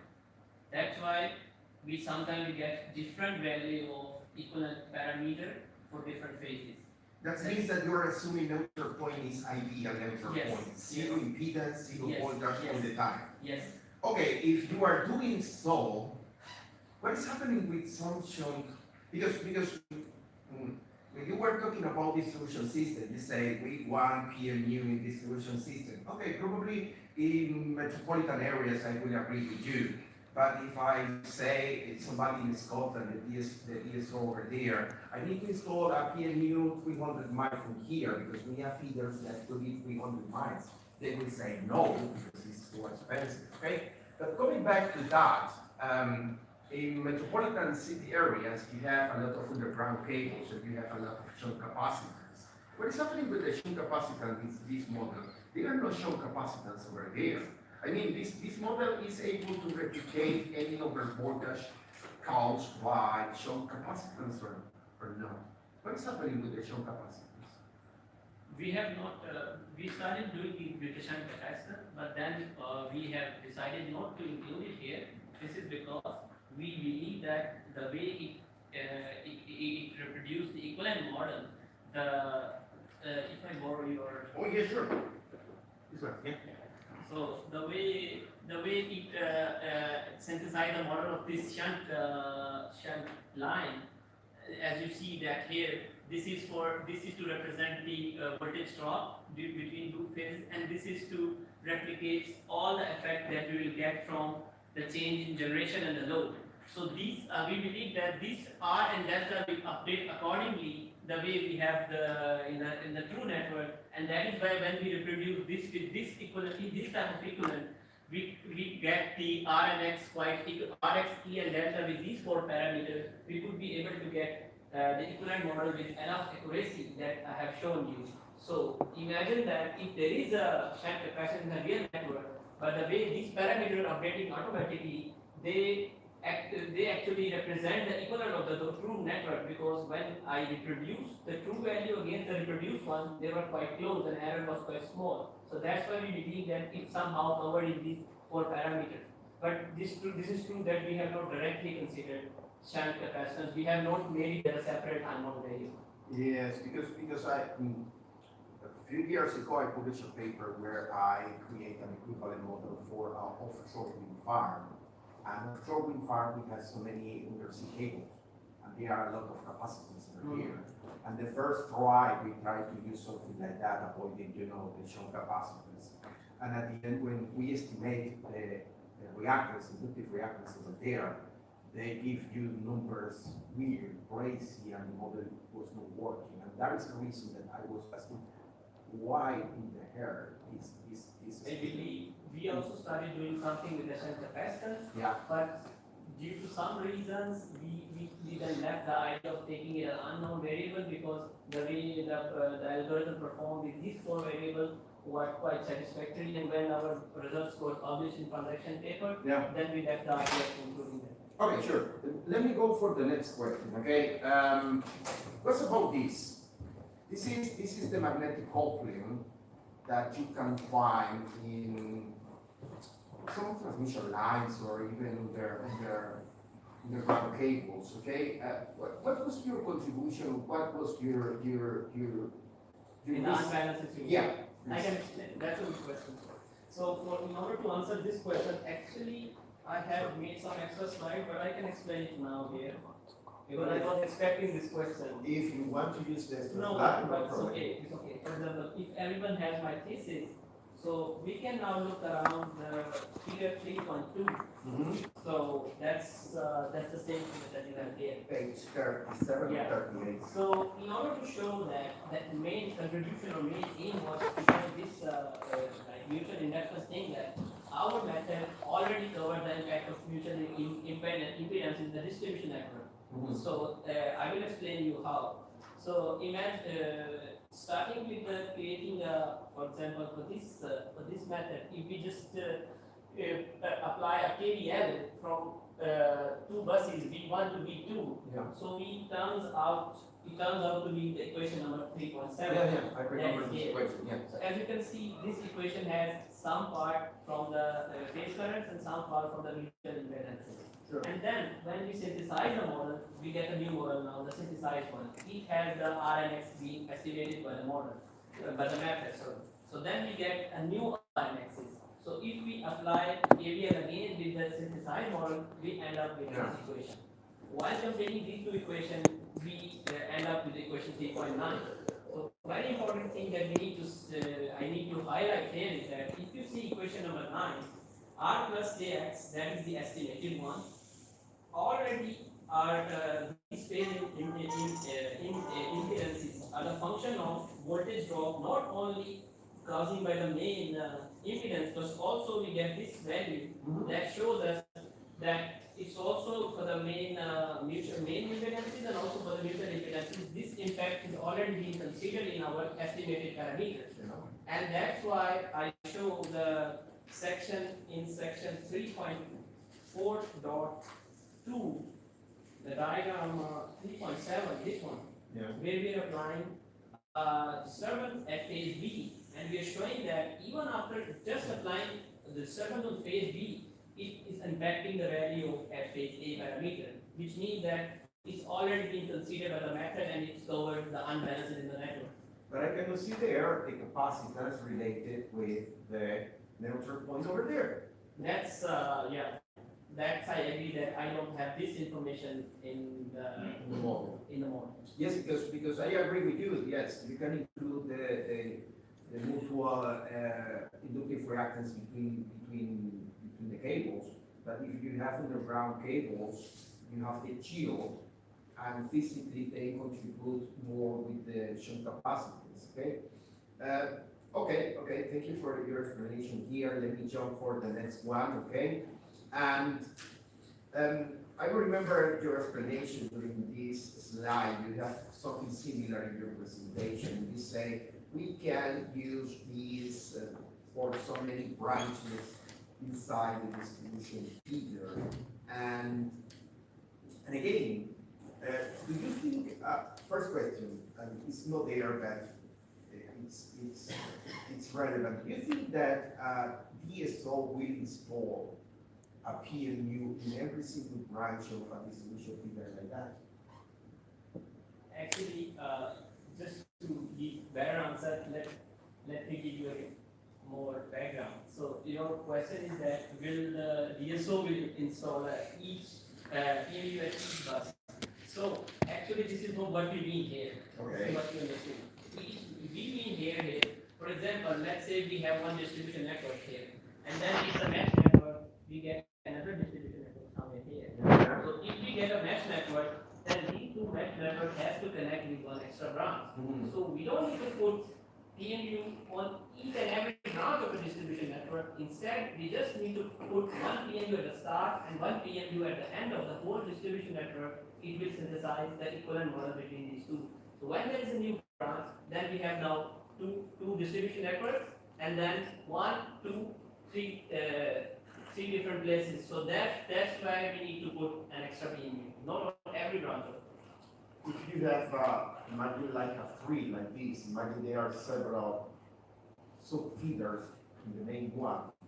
Are you saying that they need to install one in the first connection point, yes, Let's say the between station, yeah. and one at the very end? Yes. And how do you define the very end of that kind of? For example, if it's a radial feeder, then No radial feeders, of course, you will have starting point, ending point. But if you have something like several sub-feeders, how do you define the ending point? That's actually the way we have done it here in this work, that we showed the cases for the radial feeder, as you have seen that, and then we have put the PMU at the end. But also, there is no clear definition, to be honest, in this case. But to like explain, I can put the PMU at the starting, and then the way when the two different big distribution networks are being connected by a tie line, I can put a feeder there. That's what my assumption is while writing in this way. Yes, I am making this question because when you are installing PMU transmission systems, you don't install in every single node. No. You are trying to get observability, to try to get controllability. For that reason, you use at least those indicators to define optimal location of the PMU. Now, my question is, in your case, you say the optimal location will be at the head of the feeder, and the tail of the feeder, but just asking where is the tail of that feeder. Actually, we are not claiming it to be the optimal one, but Yeah. what we are claiming it to be, what is the minimum input required by the method. So that's what I am saying, that it should require at the end of the feeder. In the thesis, radial, we have shown some radial cases, so then it's easy to decide. But for the mesh, the line connecting between two mesh, we need to put it there. That's Okay, we're going to stop in semantic at the moment. Then I will go for chapter number 4. Chapter number 4, it's very interesting that you use the TVE as indicator for your assessment. I can see over there that you include the concept of end-to-end TVE. Really clever, really well defined over there. And also the methodology that you use for the sensitivity analysis. It was a practical sensitivity analysis. It was not a theoretical sensitivity analysis, but that is all right, okay? In the sensitivity analysis, there are few statements over there. I will focus only on 2 of them. Sorry that I didn't include the page number, but I think it's related to the summary. That is the last page. And you say over there, the end-to-end TDS does not change much by changing the location of the PMU in the creek. Let me keep my elaboration here. First, I don't like this kind of sentences that you say doesn't change much. I prefer be numeric guy and say change 5% if I include that something. yeah. But that is just semantic again. And the second thing is related with my previous question about optimal location, observability, or controllability. You say here there is no changing the location of the PMU. Could you please explain more and why, what is happening there? Because at the end you conclude that there is no optimal location for the PMU in that distribution system. That's a good question. This is not what we mean actually. Let me explain. Okay. This is not what we mean. So, the first question you asked, end-to-end TV does not change much by changing the location of the PMU. Step 1. So, see, let's say we have one set of, actually I have this case in the thesis, we have shown for the 3 location sets, I showed that the change is not that big, but still there is a change. So the reason behind it is that, for example, let's say we take the case 1, when we have PMU at position A and position B, then we change it to position C and D. So between these 2 changes, so the way my method calculates estimated parameters, let's say for A and B, it's more or less the same the way we had got for the C and D, because all my method needs is the value of voltage and current phasor. So if you change it from here to here, maybe there is more voltage, more less current, but the way it calculates is the same. So it's not that sensitive to the calculation, and that's why we get the same type of error for most of the cases. But if you see in the slides, in the table, it's difficult to actually analyze what is the difference. But when I showed them in the slide and plotting them, I can see that still there is small change, but you have a good comment that I should have mentioned the percentage change.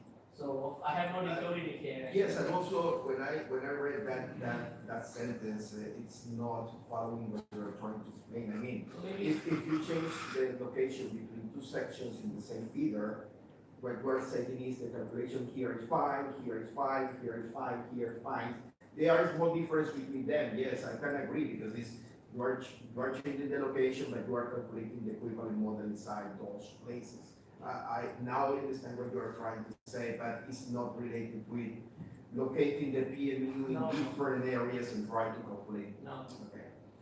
The next sentence is the results of the case studies show that the output of the method is quite impervious to the changes in its inputs, which indicate a robustness of the method.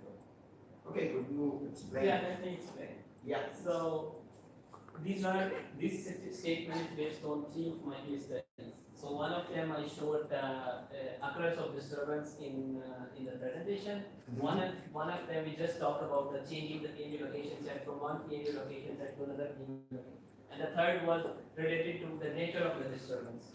So for all of these 3, when we analyze the end-to-end TDE, changing, for example, all PMU location I already explained. Let's say talk about the nature of the disturbance. Let's say we are generating the equivalent model with one type of disturbance, then there is another disturbance between the simulation, then we have another type of equivalent for that disturbance. So what I mean here is that even after having different type of disturbances and also having different location of disturbances and also having different PMU location set at different places in a network, the end-to-end TDE doesn't change, which means that the way it calculates is exactly the same for all of the cases. So that's exactly what I mean, what I explained in the previous question, that it means that method is not that sensitive to that calculation depending upon what's happening in the network. Yeah. That is what I mean. Okay. Okay, now it's clear. Experimental validation, I can see that you use the network from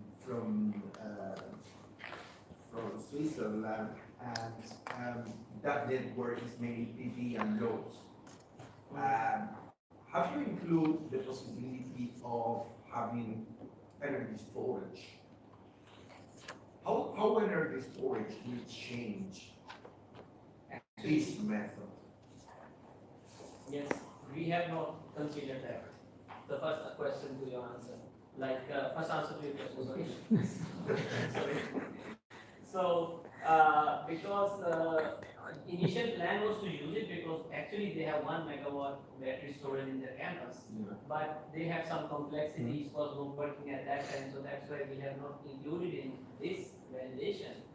But coming back to your second question regarding the storage, so let me think.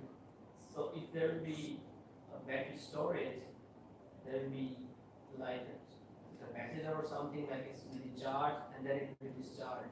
So then we need to see that how do we model that battery and how due with any disturbance, how does we have a change in the charging and discharging of that battery. So that effects need to be put somehow in the equation of my model somehow. But we have not included. But if we have to include it, we have to take this behavior of the battery charging and discharging and somehow trying to put in the equation that we calculate my parameter. I don't know if this is my job, but I will answer that probably my method will work. Because battery energy storage is a converter with a battery. Like a And PV. you can imagine that that is just power going in one direction or the other.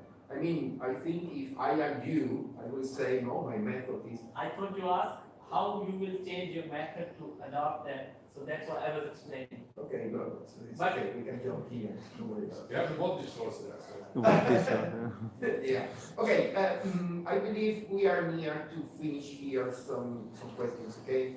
And I use here quotation mark, ideally, the update rate of the application should be automatically adapted to evolving network condition. However, a method has to be developed, implemented, and tested a lot before such functionality can be used.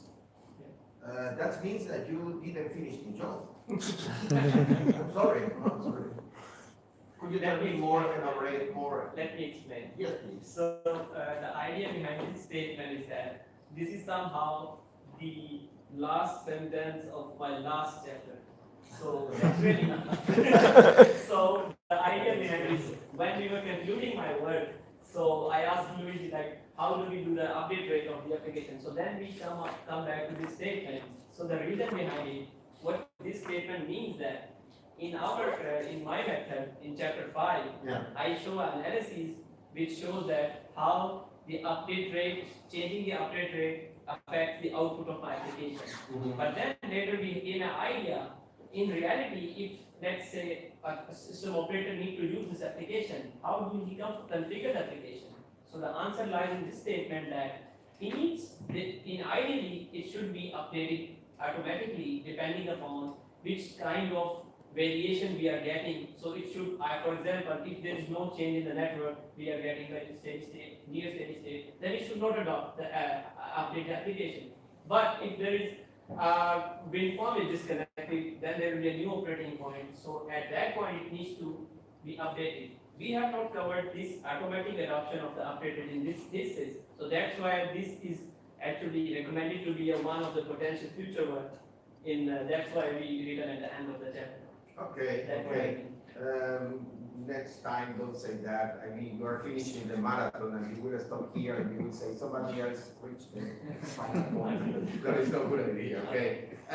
Well, we are near to close this. Sorry about the time. I review your applications again. I am a fan of numbers. And I can see you have over there 5 journal papers between 2016 to 2018. 3 of them you are the first author. It's okay. I don't like so many other papers that you have 5 authors.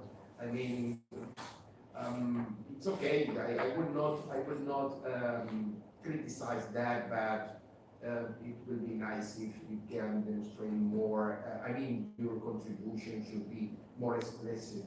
If you are publishing with your advisor alone, I believe it's clear over there that probably you did 100%. Sorry, you did a lot of work. But if there are 5 people over there, I mean, it's very tricky to define what was your personal contribution over there.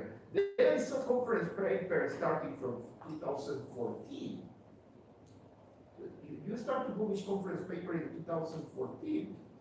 Yeah, that's a good question. Actually, before starting my PhD with Luigi, Yeah. I was a research engineer with Luigi. Ah. So the work that we have planned for the PhD, we have started doing before starting the PhD actually. So for those 8 months, I developed that paper that you're talking about is actually about the PV model that we have created, and I helped Luigi to build the model and then run in real time for one of our EU projects. Because we have used that PV model inside of a big model, so that's why somehow I have included it in the. This is because that's what I did, and that's directly related to this work. But that was initial work while doing the research engineer, and it was published when I started my PhD.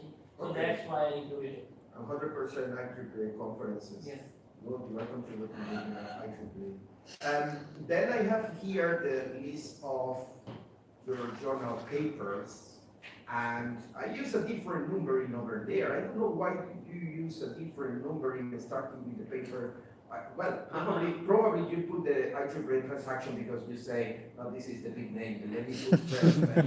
But the order is not chronological order. And I am interested in the chronological order for 2 reasons. The big name is the transaction of power in power delivery, and is 2017, and your main contribution is published in 2019. What was the reason there? What's happened there with the publications between 2017 and 18? No. Okay, Maybe probably you are I'm not, wrong. probably you're wrong, but let me explain. It's impossible. So my main paper, which is IEEE transaction on power delivery, where we have published the method for the first time, was published in February 2017. Yes, that is the first paper in And your list. that I consider to be my main contribution. Oh, you believe That's that the is the method. good one? That's the method. Okay. And it took us 8 to 9 months to publish that with 3 sets of reviewers circle and in total 15 reviewers. So that's why I take it as a main contribution. The other paper that we have is 2018, where we have this IEEE access, and that is for the outcome of the validation. So that's the difference between. That means that you consider the first one, the transaction, as your main most relevant. Yes. Do you know the citation of that one? I didn't. How many papers? Because I saw a lot of such referencing over there. I really don't. Okay, no worries. That's Sorry. you can say I don't know. Yeah. Remember. And I'm sorry about this art thing because. You can use the bonus. I don't know. Okay, let's go for the next one, and is the conference paper 2014. Now you clarify what was the reason for starting 2014. I was thinking about why this guy is publishing this and so on, and which one do you believe is your best contribution? In the conference paper? Yeah, sure. So. Don't say probably the United States. No. I'm making so many jokes. Right? Okay. So as you can see, in 3 of the conference paper, I am the first author, Yeah. and in 3 of them, what I have included is I am like second or third author. Yeah. So in these 3, where I have done most of the work, and where I am first author, I think it's difficult to select one of them, but both 1 and 2, where I have the method, first carbon filter method, and the second is sensitivity analysis. Both are, I will give them grades and equally because that's the mostly related to my work. One is chapter 2 and one is chapter 4. So these two paper, one is IEEE IC and one is IEEE TS meeting. Okay, So I consider to be. I just highlighted the first one over here, that is your number 5. Because that paper is interaction DSO. Yeah. Do you believe this is belonging to your PhD thesis? Yeah, so why I have included it, that's a good Yes. question. So that's why I have not claimed it as main contribution, but the way it's included in my PhD thesis is because in this paper they have shown 4 applications, and out of those 4, 2 of them are from my work. So one of my colleagues who is there on the Skype, he was actually leading this work. His name is Hussain. So he actually, I gave my input to him for this paper, like my 2 applications, and then he put those 2 applications, and then he gave the overall idea of having the distribution PLU thing. So that's why I somehow believe that because I have 50% of things belongs to me, that's why I put that. Okay, good. Well, now it's time you can sit, because I will close this, and sorry if you are sweating or you don't have any heart condition, I believe. Okay, well, I will close this session from my side, okay? Over there I can see there are contributions over there. They are here. Yeah, that is the reason. I can see contribution, there are 6 chapters over there. I will just say 5 of them are my favorites. Conclusions, I don't like so much conclusions. And you can see over there some papers, journals and conference paper. My personal feeling, based on my understanding of the subject, is they are real research here, there are some research outputs, and there are contributions here, okay? I believe it's not my job, the final decision. I believe we have 3 colleagues over there and a chairperson that must be intervening in a few minutes. And well, what I would like to say is thank you very much all of you for attending. Thank you, Chair. Thank you, my colleagues in here. And thank you very much for your time and the answers. Sorry if my questions sometimes look a bit different back. Okay? Thank you very much. Thank you. It's now time for the committee to ask questions, and who of you 3 would like to start? Thank you. Okay, first of all, thank you for inviting me here today, and thank you for really good presentation from both of you, and really good discussion. You covered a lot of my questions, and we have come clear. But if you can start, if you can explain even a little bit more, if we can start where you can do the last slide. Oh, yes. Okay? Oh, mine. Yeah. All right. Yeah. Oh, yes. If you come out from the 4 points that are given, that you're also following your thesis, can you explain exactly your contribution? Since you are working in the research group, for each point, like where you have a role, what you have done to each of those. So, as you can see, starting from the PMU data processing, so we have developed 2 methods. So one is the carbon filter based on windowing, and another is the modified carbon filter method. So I would say in most of my research, I was the leading one that was doing it, because most of the time I was doing simulation, everything. So the reason why in some of the paper that I have co-authored, and this is because sometimes I just take the help of setting up the experimental setup for one of the experiment. So then we have to include that person. It doesn't mean that it has I have the enough share. To answer your question, in this development of the 2 methods, I was the first one who I was the main person developing these 2 methods. But to be fair, one of my colleagues, Hussain Hoshiar, who is there in the sky, he guided me a lot throughout. it will be unfair without acknowledging him, because whenever I was start somewhere like this is not working, so then he helped me out for development of the method, but I was the one implementing it and writing the paper and everything for the two methods. Then about the sensitivity and the steady model, of course, the idea came from Luigi because he's my professor. So he gave us the idea, and then it was with respect to the implementation. Of course, I have done the work, but again, the technical help that I got it from the Hussein and Luigi that should be included. But I was the one who was developing the method, implementing in the real time, doing the case studies, and then finally writing the paper. Throughout, in the first two, Hussein was the my second help, but he was just giving me help, not I was doing it. But then he finished from the APH, and then I then moved to sensitivity analysis. So this work was done totally by me. Even the Luigi, I just showed him the results, and then he was just approving it.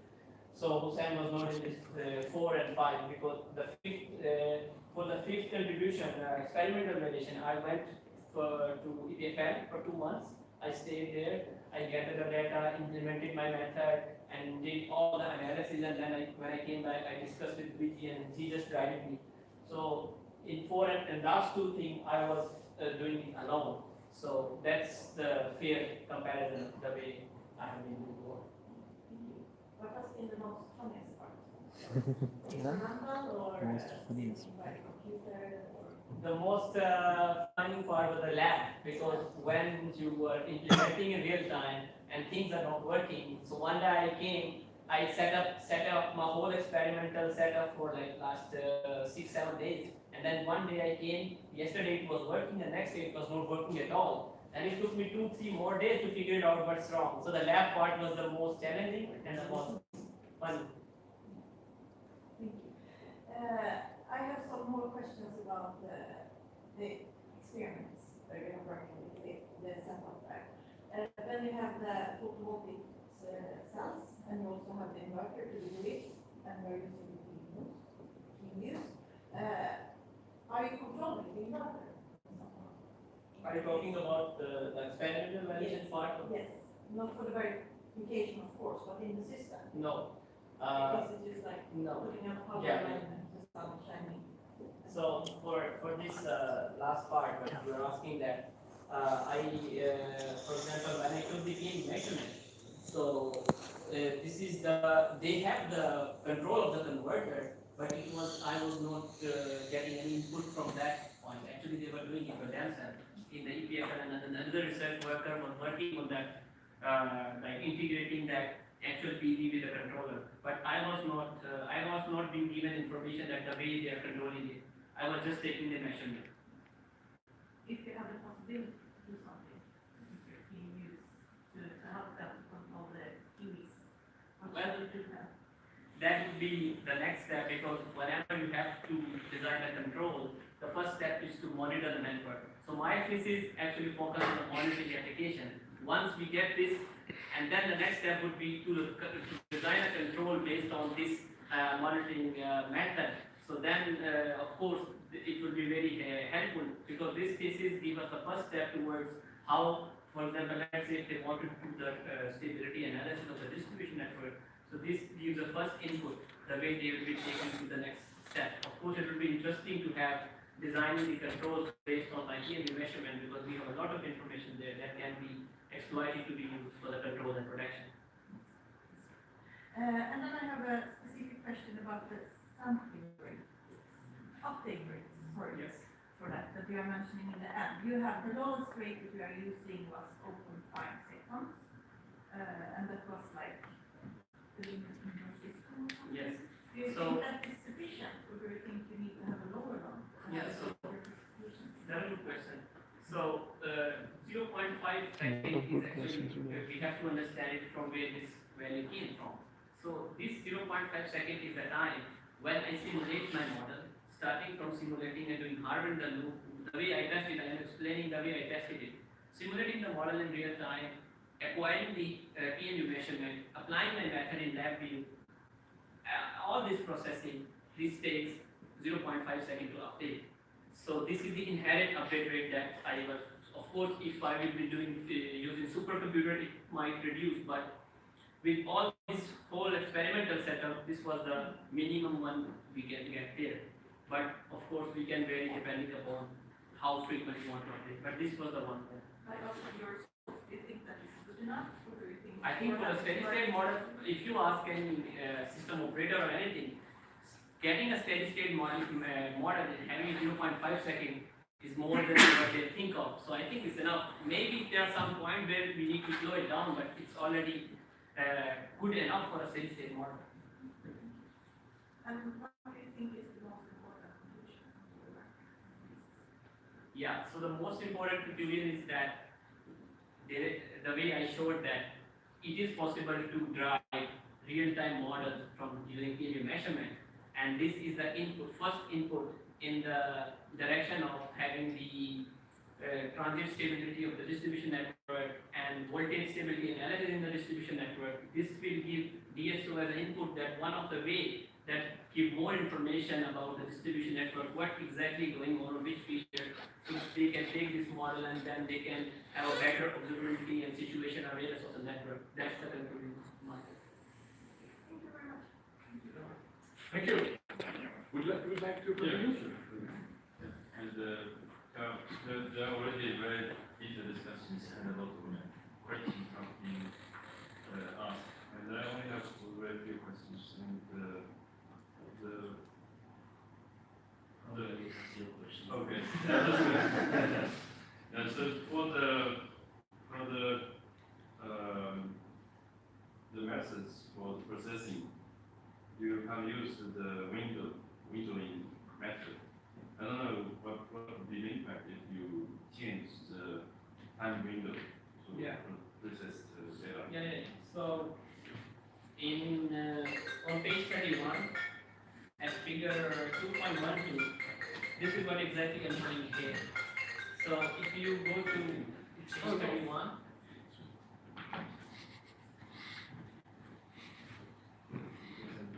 Which page, sorry? page 31, figure 2.12. So here I have shown a response of the Kalman filter for the method 1 using different rolling windows, like starting from 0.5, 2 seconds and 5 seconds, and then the blue line is for the modified. So let's compare the first three, which is the red, blue, and light blue and the green one. So if you see, as soon as we start increasing the rolling window length from 0.5 to 2 seconds, then the output is getting away from the steady state, like it's kind of an over-filtered response. So when you see the response for the 5 seconds, then it's more like fast response, but very much away from the actual steady state. So the conclusion is that shorter the rolling window will get the accurate results. So that's why I recommended that having a 0.5 second of the rolling window give us the most suitable output for this one method 1. So that's why we use it 0.5. Yeah, but would it be a good idea to adjust the time window depending on different conditions? So how kind of adaptive Yeah, time window? that can be one. That can be one. That which kind of disturbance is there in the system. So based on that, we can have used variable window length so that we can filter appropriately. That's a good suggestion. And you have mentioned the imbalance in the system. So I'd like to know a little bit more about the real system. What is the imbalance in the medium voltage system in Sweden or in most of European countries? For example, if we have a lot of single phase EVs, so imagine on one phase we are getting a lot of generation, but on other phase, let's say if we don't have enough generation, this will create a phase imbalances between the voltage of 3 phases. Yeah, So but because I'm talking about the medium voltage. I Like think 10 kV system. What would be the imbalance? Even if you have quite an imbalance system at the voltage. Because it depends on the connection of the transformers. for the medium voltage, Yeah. if we have different loading, different phases, then we get more unbalances. If we have different loading of 3 phases, then we get it. But because we don't have more load connected at a medium voltage, maybe, for example, we can think of a case when we have, for example, iron metals that is sometimes being directly connected to 11 kV or even more, 22 kV, and if we have they might create imbalances as well in the medium voltage sometimes. Because yes, because some people are working on the voltage control and also maybe pricing for that balance in the medium voltage. I just want to know what's the situation in Europe and also maybe I don't know if it's a good idea to do it here, especially for the pricing part. Okay. And yeah, you have, I think in most of your studies you use the distribution systems with radio configuration. I don't know what would be the case with mesh. Yeah, that's I already explained that I am showing you the radial case, and we are just showing that it will work for the mesh case. But of course, more work needs to be done in order to show that it also exactly works the same way that it worked for the radial case. That's I agree. We need to have more work on it in order to show that it works for the radial, for the mesh case. Yes, and in the results with 2 PMUs, I can see that for the results PMU1, the errors of the bodies and the currents are quite unbalanced. But for PMU2, the errors of bodies and currents are more or less the same. So I don't know if there's any specific reason for that, or maybe it's something related to the PMU measurements. One reason that I can think of is that, for example, if PMU2 is quite end of the feeder, so it means that it's measuring less quantity of the current that he should be measuring, because if there are not more load after that, so when there are less number, this is more like a numerical issue. If you have the smaller value to be fit in, so maybe the algorithm is fitting much better to the PMU2, but I don't have a good answer other than that. That can be one reason, but I'm not 100% sure. Thanks. I don't have more questions. Thank you very much. So, Well, first, thank you for having me here.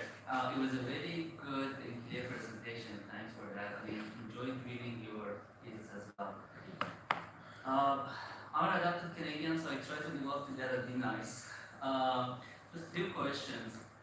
On page 8 of your thesis, I think it actually came up when Dr. Condola was asking these questions. You were talking about PMUs at distribution network. And then number 4 here, you're talking about limited covering area, and you're saying that because at the distribution network, the area is smaller, then you would need a smaller number of PMU devices.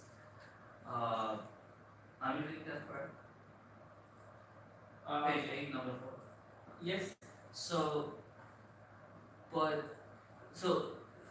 say, meter-wise or distance-wise, it is smaller, but does that mean that you actually need fewer number of PMUs to essentially detect or monitor the system? You would have, say, your distances between buses are not going to be as long as what you would have in the transmission system either, right?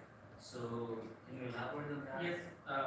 Actually, here what I mean is that because this section is related to the cost associated with the PMU, so that is not what you understood actually. So let me explain.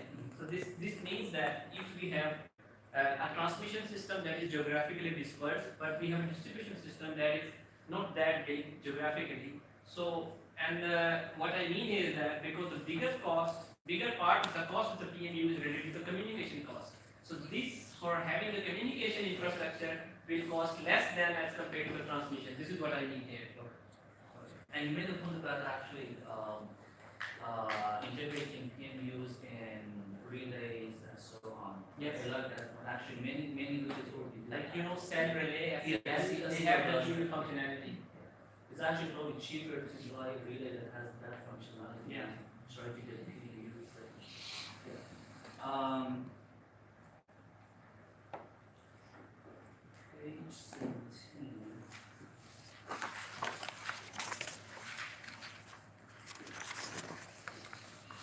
we talked about the limitation of the windowing for cleaning the data. I believe that's your first method.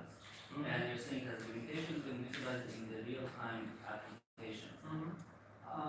Then why did you mention this method? I know it's one of the vocabulary. Because it seems the main contribution and what you are really proud of is the second, right? The modified column. That's a good question. Actually, this is the, the research is an evolving process. So when I start doing it, Luigi just gave me the idea of just take carbon filter and try to see how we can implement that. So right after that, this method, the method one, which was very easier to implement. So I straight away went and searched the literature and implemented this method and showed Luigi that looks it works and we can extract the steady state. But then later we realized that if we have to use it for the real-time system, then it's a data windowing. So then later there will be criticism that why we have. So evolving to the next step, then we decided to develop another method, and then we find a method 2. So that's why in reality, in my chapter 3 and 4, the result that I'm showing is based on method 2, not on method 1. But I have a conference paper on method 1, so it has to be included the part of the thesis. That's the reason. Very good. I also noticed that when you are comparing your results, you are showcasing the modified Kalman filter method against method 1. Was there any comparison with the state of the art, what other people, other researchers have done? So you're comparing it with your own method, which is good. Yeah, You're saying that you did better job later in your PhD. Completely expected, completely right. But what about other people? Yeah, unfortunately, there's no direct comparison that we have included in the results, but just for the sake of discussion, we already discussed it between the group that, what about just putting a low pass filter, what about just putting a band pass filter, just a high pass filter. So initially we started the idea, but the reason why we have not adopted for that data processing at first, because I was not from the data processing. So we just took the decision because of the Kalman filter, because of its recursive nature, and then because of statistical property that it have, a normal low pass filter might not have. For example, it updates itself accordingly depending upon. So that intelligent nature, we just forget the idea of low pass filtering another thing. And it's right that we have not compared the performance between this and that. Nice.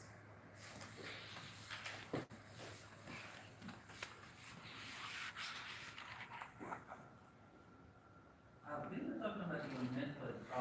You first try in the modified.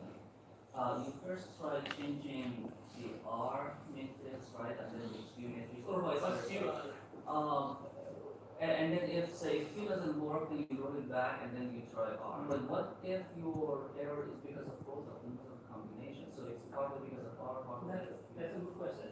So, but the way Kalman filter works, in one time step, it either has to tilt towards more on the process or more on the measurement. But let's say if I take the wrong assumption and we update based on the wrong assumption, but in right next step, it will correct itself, because that's the property I was talking about. Because it has a statistical property, so that's why in one time step either has to be R or Q.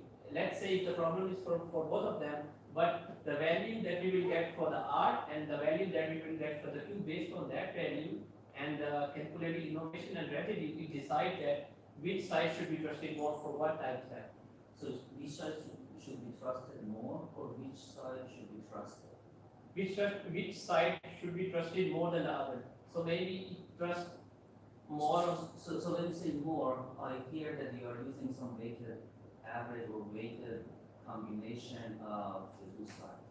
Is that what you do, or say if the measurement is fine, I'm gonna just do measurements. If the prediction is fine, then I'm just gonna do prediction. Or It's more like a weightage. If you see the equations, Kalman filter equation is more like a weightage. Like more weightage, the less weightage. That's what I'm saying. So somehow it might cover this thing where you are. That's what I'm asking. Why in your method, it's either R or Q. It's not both. One reason is that my main focus was on measurement based. So as I have checked the results, so most of the time it updates R, but of course it updates Q, but the magnitude of the RQ is very little that's why it doesn't. So most of the time the problems comes from because my idea is measurement based. So most of the time we update R, but maybe you're right that it's somehow a combination of both of them. Could be. Thanks.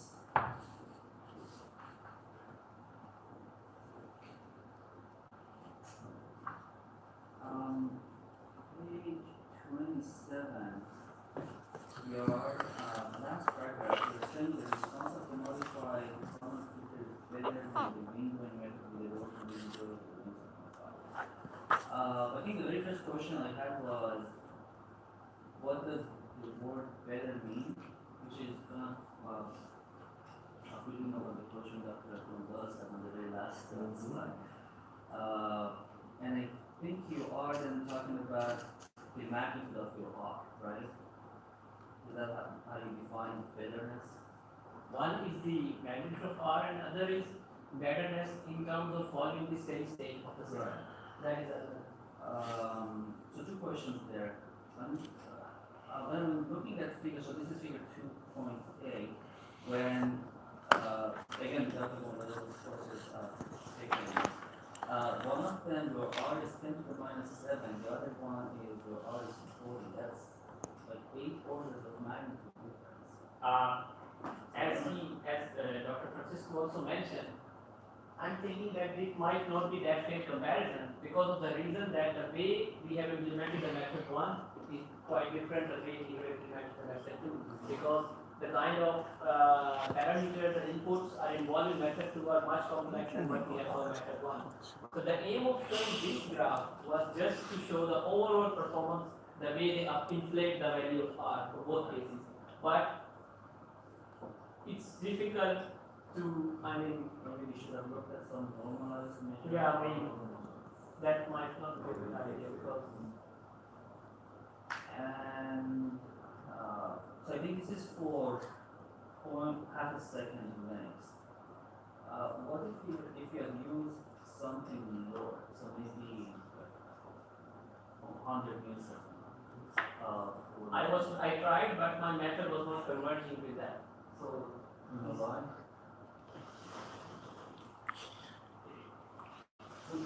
Processing speed. You're talking about simulation, right? Because Yes. For experimental, you said you couldn't go lower than 0.5 Yes. because of all the delays and everything. Yes. So I'm fine with that. But in simulation, why does 0.1 or lower than? For some cases it converged, but I was not getting the expected results, for example, but for most of the cases, it was not giving me a solution. So that's why I decided to start with this value because this is the one where I get the solution and then I get the performance what I want. But in order to tell exactly why, It seems you had a figure that was comparing the performance of the modified common filter with different rolling windows. And it seems as the window size becomes smaller, you become closer to the modified common filter, right? So the immediate question that comes to mind is, what if I go lower than 0.5? What if I go 0.1? Is that going to be the same or similar to common filter? To modified common filter? I don't know which figure it was, but just start with that as question. Well, actually, it's just on page 31, figure 2.12.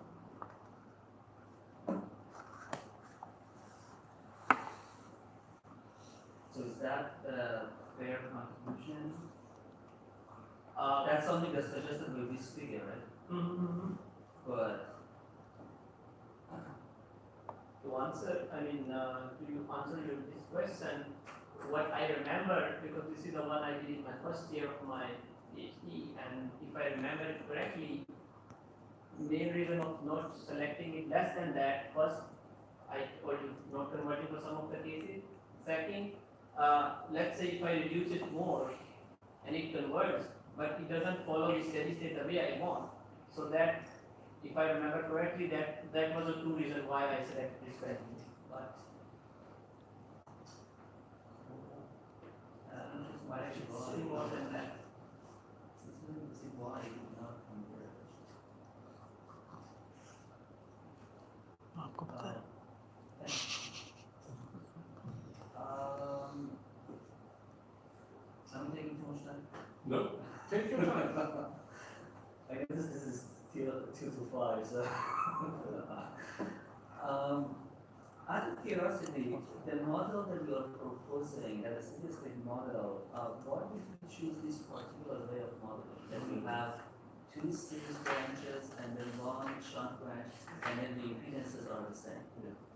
Why this particular model?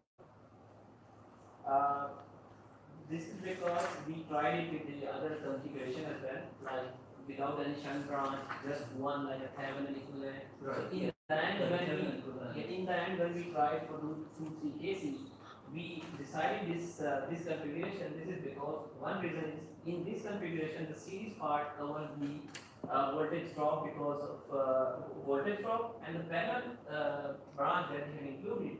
As soon as there is any change in the overall load or generation, so the value parameter of E and delta that we have for the voltage source, they adjust themselves quite well. So that was the main reason of having a shunt branch. It will cover both the voltage drops and also the any change in the network. So in this way we could able to get the better accurate models. So that was the reason. But I remember we tried with the Thevenin equivalent, and then there was some limitation that I actually don't remember, but in the end we agreed about this configuration more because it was giving us better results. And why are the impedances the same? Yeah, this was in reality they might not be 100% the same. Well, I mean, this is a In model, so reality, there's there no is reality. nothing there. So the main reason of taking this assumption in order to make our solution solvable, Right. because that will help us to calculate without using any optimization method. So that was the reason in order to make our life easier. The value that we might get for 3 different branches might be very close to each other. So that's why we assume it to be equal so that we can solve the problem. Otherwise, we might need to go for least square or some optimization. You need to make an assumption over there, otherwise it will increase the number by Right, yeah. That was the remainder. But you can try the delta connection for instance, because when you are using the star, you are adding one node. But you can try the delta connection, but you will answer me that if I am using a mesh connection next network, and चलिए तो मैंने पैसे मिल रहे I believe this was the Well, yeah, what I was curious was to see if you actually tried other methods. Actually, I tried the least square. Yeah. Doesn't work with the. So I didn't put much time on it, but then we decided to keep our life simple and focus more on the application of this method instead of efficient way of calculating.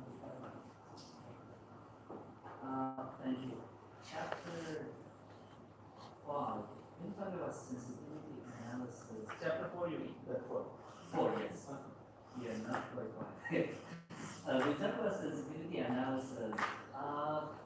Did you mean error? Because in my mind, when we talk about sensitivity, we're talking about delta of something with respect to delta of something else, right? But it seems you're talking about the error that you have because of changes in your system and so on.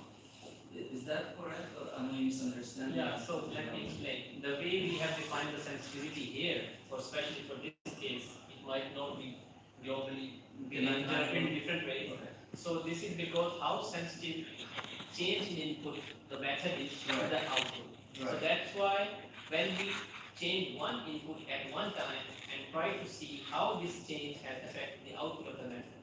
So that's the way we have defined it. Because the output of the method will be evaluated from the TDE, the way we have defined, so that's why I'm showing the value of TDE to show that sensitivity. Yeah, I understand that. When I was reading the chapter, of course, I started from the title, right? So it says sensitivity analysis, and in my mind, sensitivity analysis. There is another terminology yeah, used for the power system sensitivities.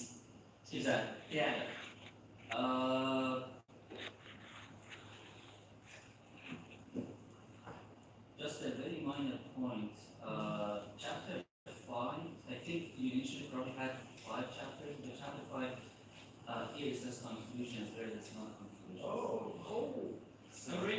Yes.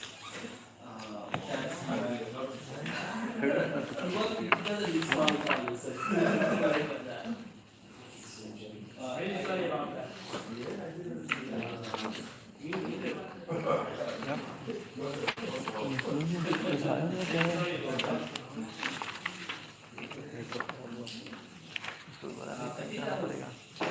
Well, I had just one other minor point that is, you have two different spellings for cynical phase, one with an H and one with an H. So SYNCR, I don't know which one is, actually this probably didn't use that one. And the other one with CH, right? Actually, the title we use without H. Right, So we, And then 200 is something we use with the H. sorry about that. I have to correct. This should not have done at this. So, sounds good. Thank you. Thank you very much. So, you two in the committee, you are satisfied with your questions now? Okay. So now, finally, the audience is given the opportunity to ask questions. Are there any questions from the audience?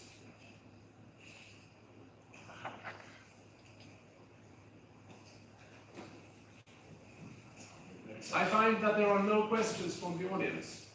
And this means that this public defense is now over. And before closing this session, I would just like to thank all persons being involved. First, of course, the faculty of Poland. Thank you very much for your work. And to all three in the committee, thank you for your work. Thank you for studying the thesis and preparing for this day and coming here in person. So I'm very grateful for that. And now it's time to close the session, and the committee will now withdraw to make the meeting and decide whether the candidate passes or fails. Thank you very much. I will take that now. And the audience can now follow people from the department to the department where the announcement will be made.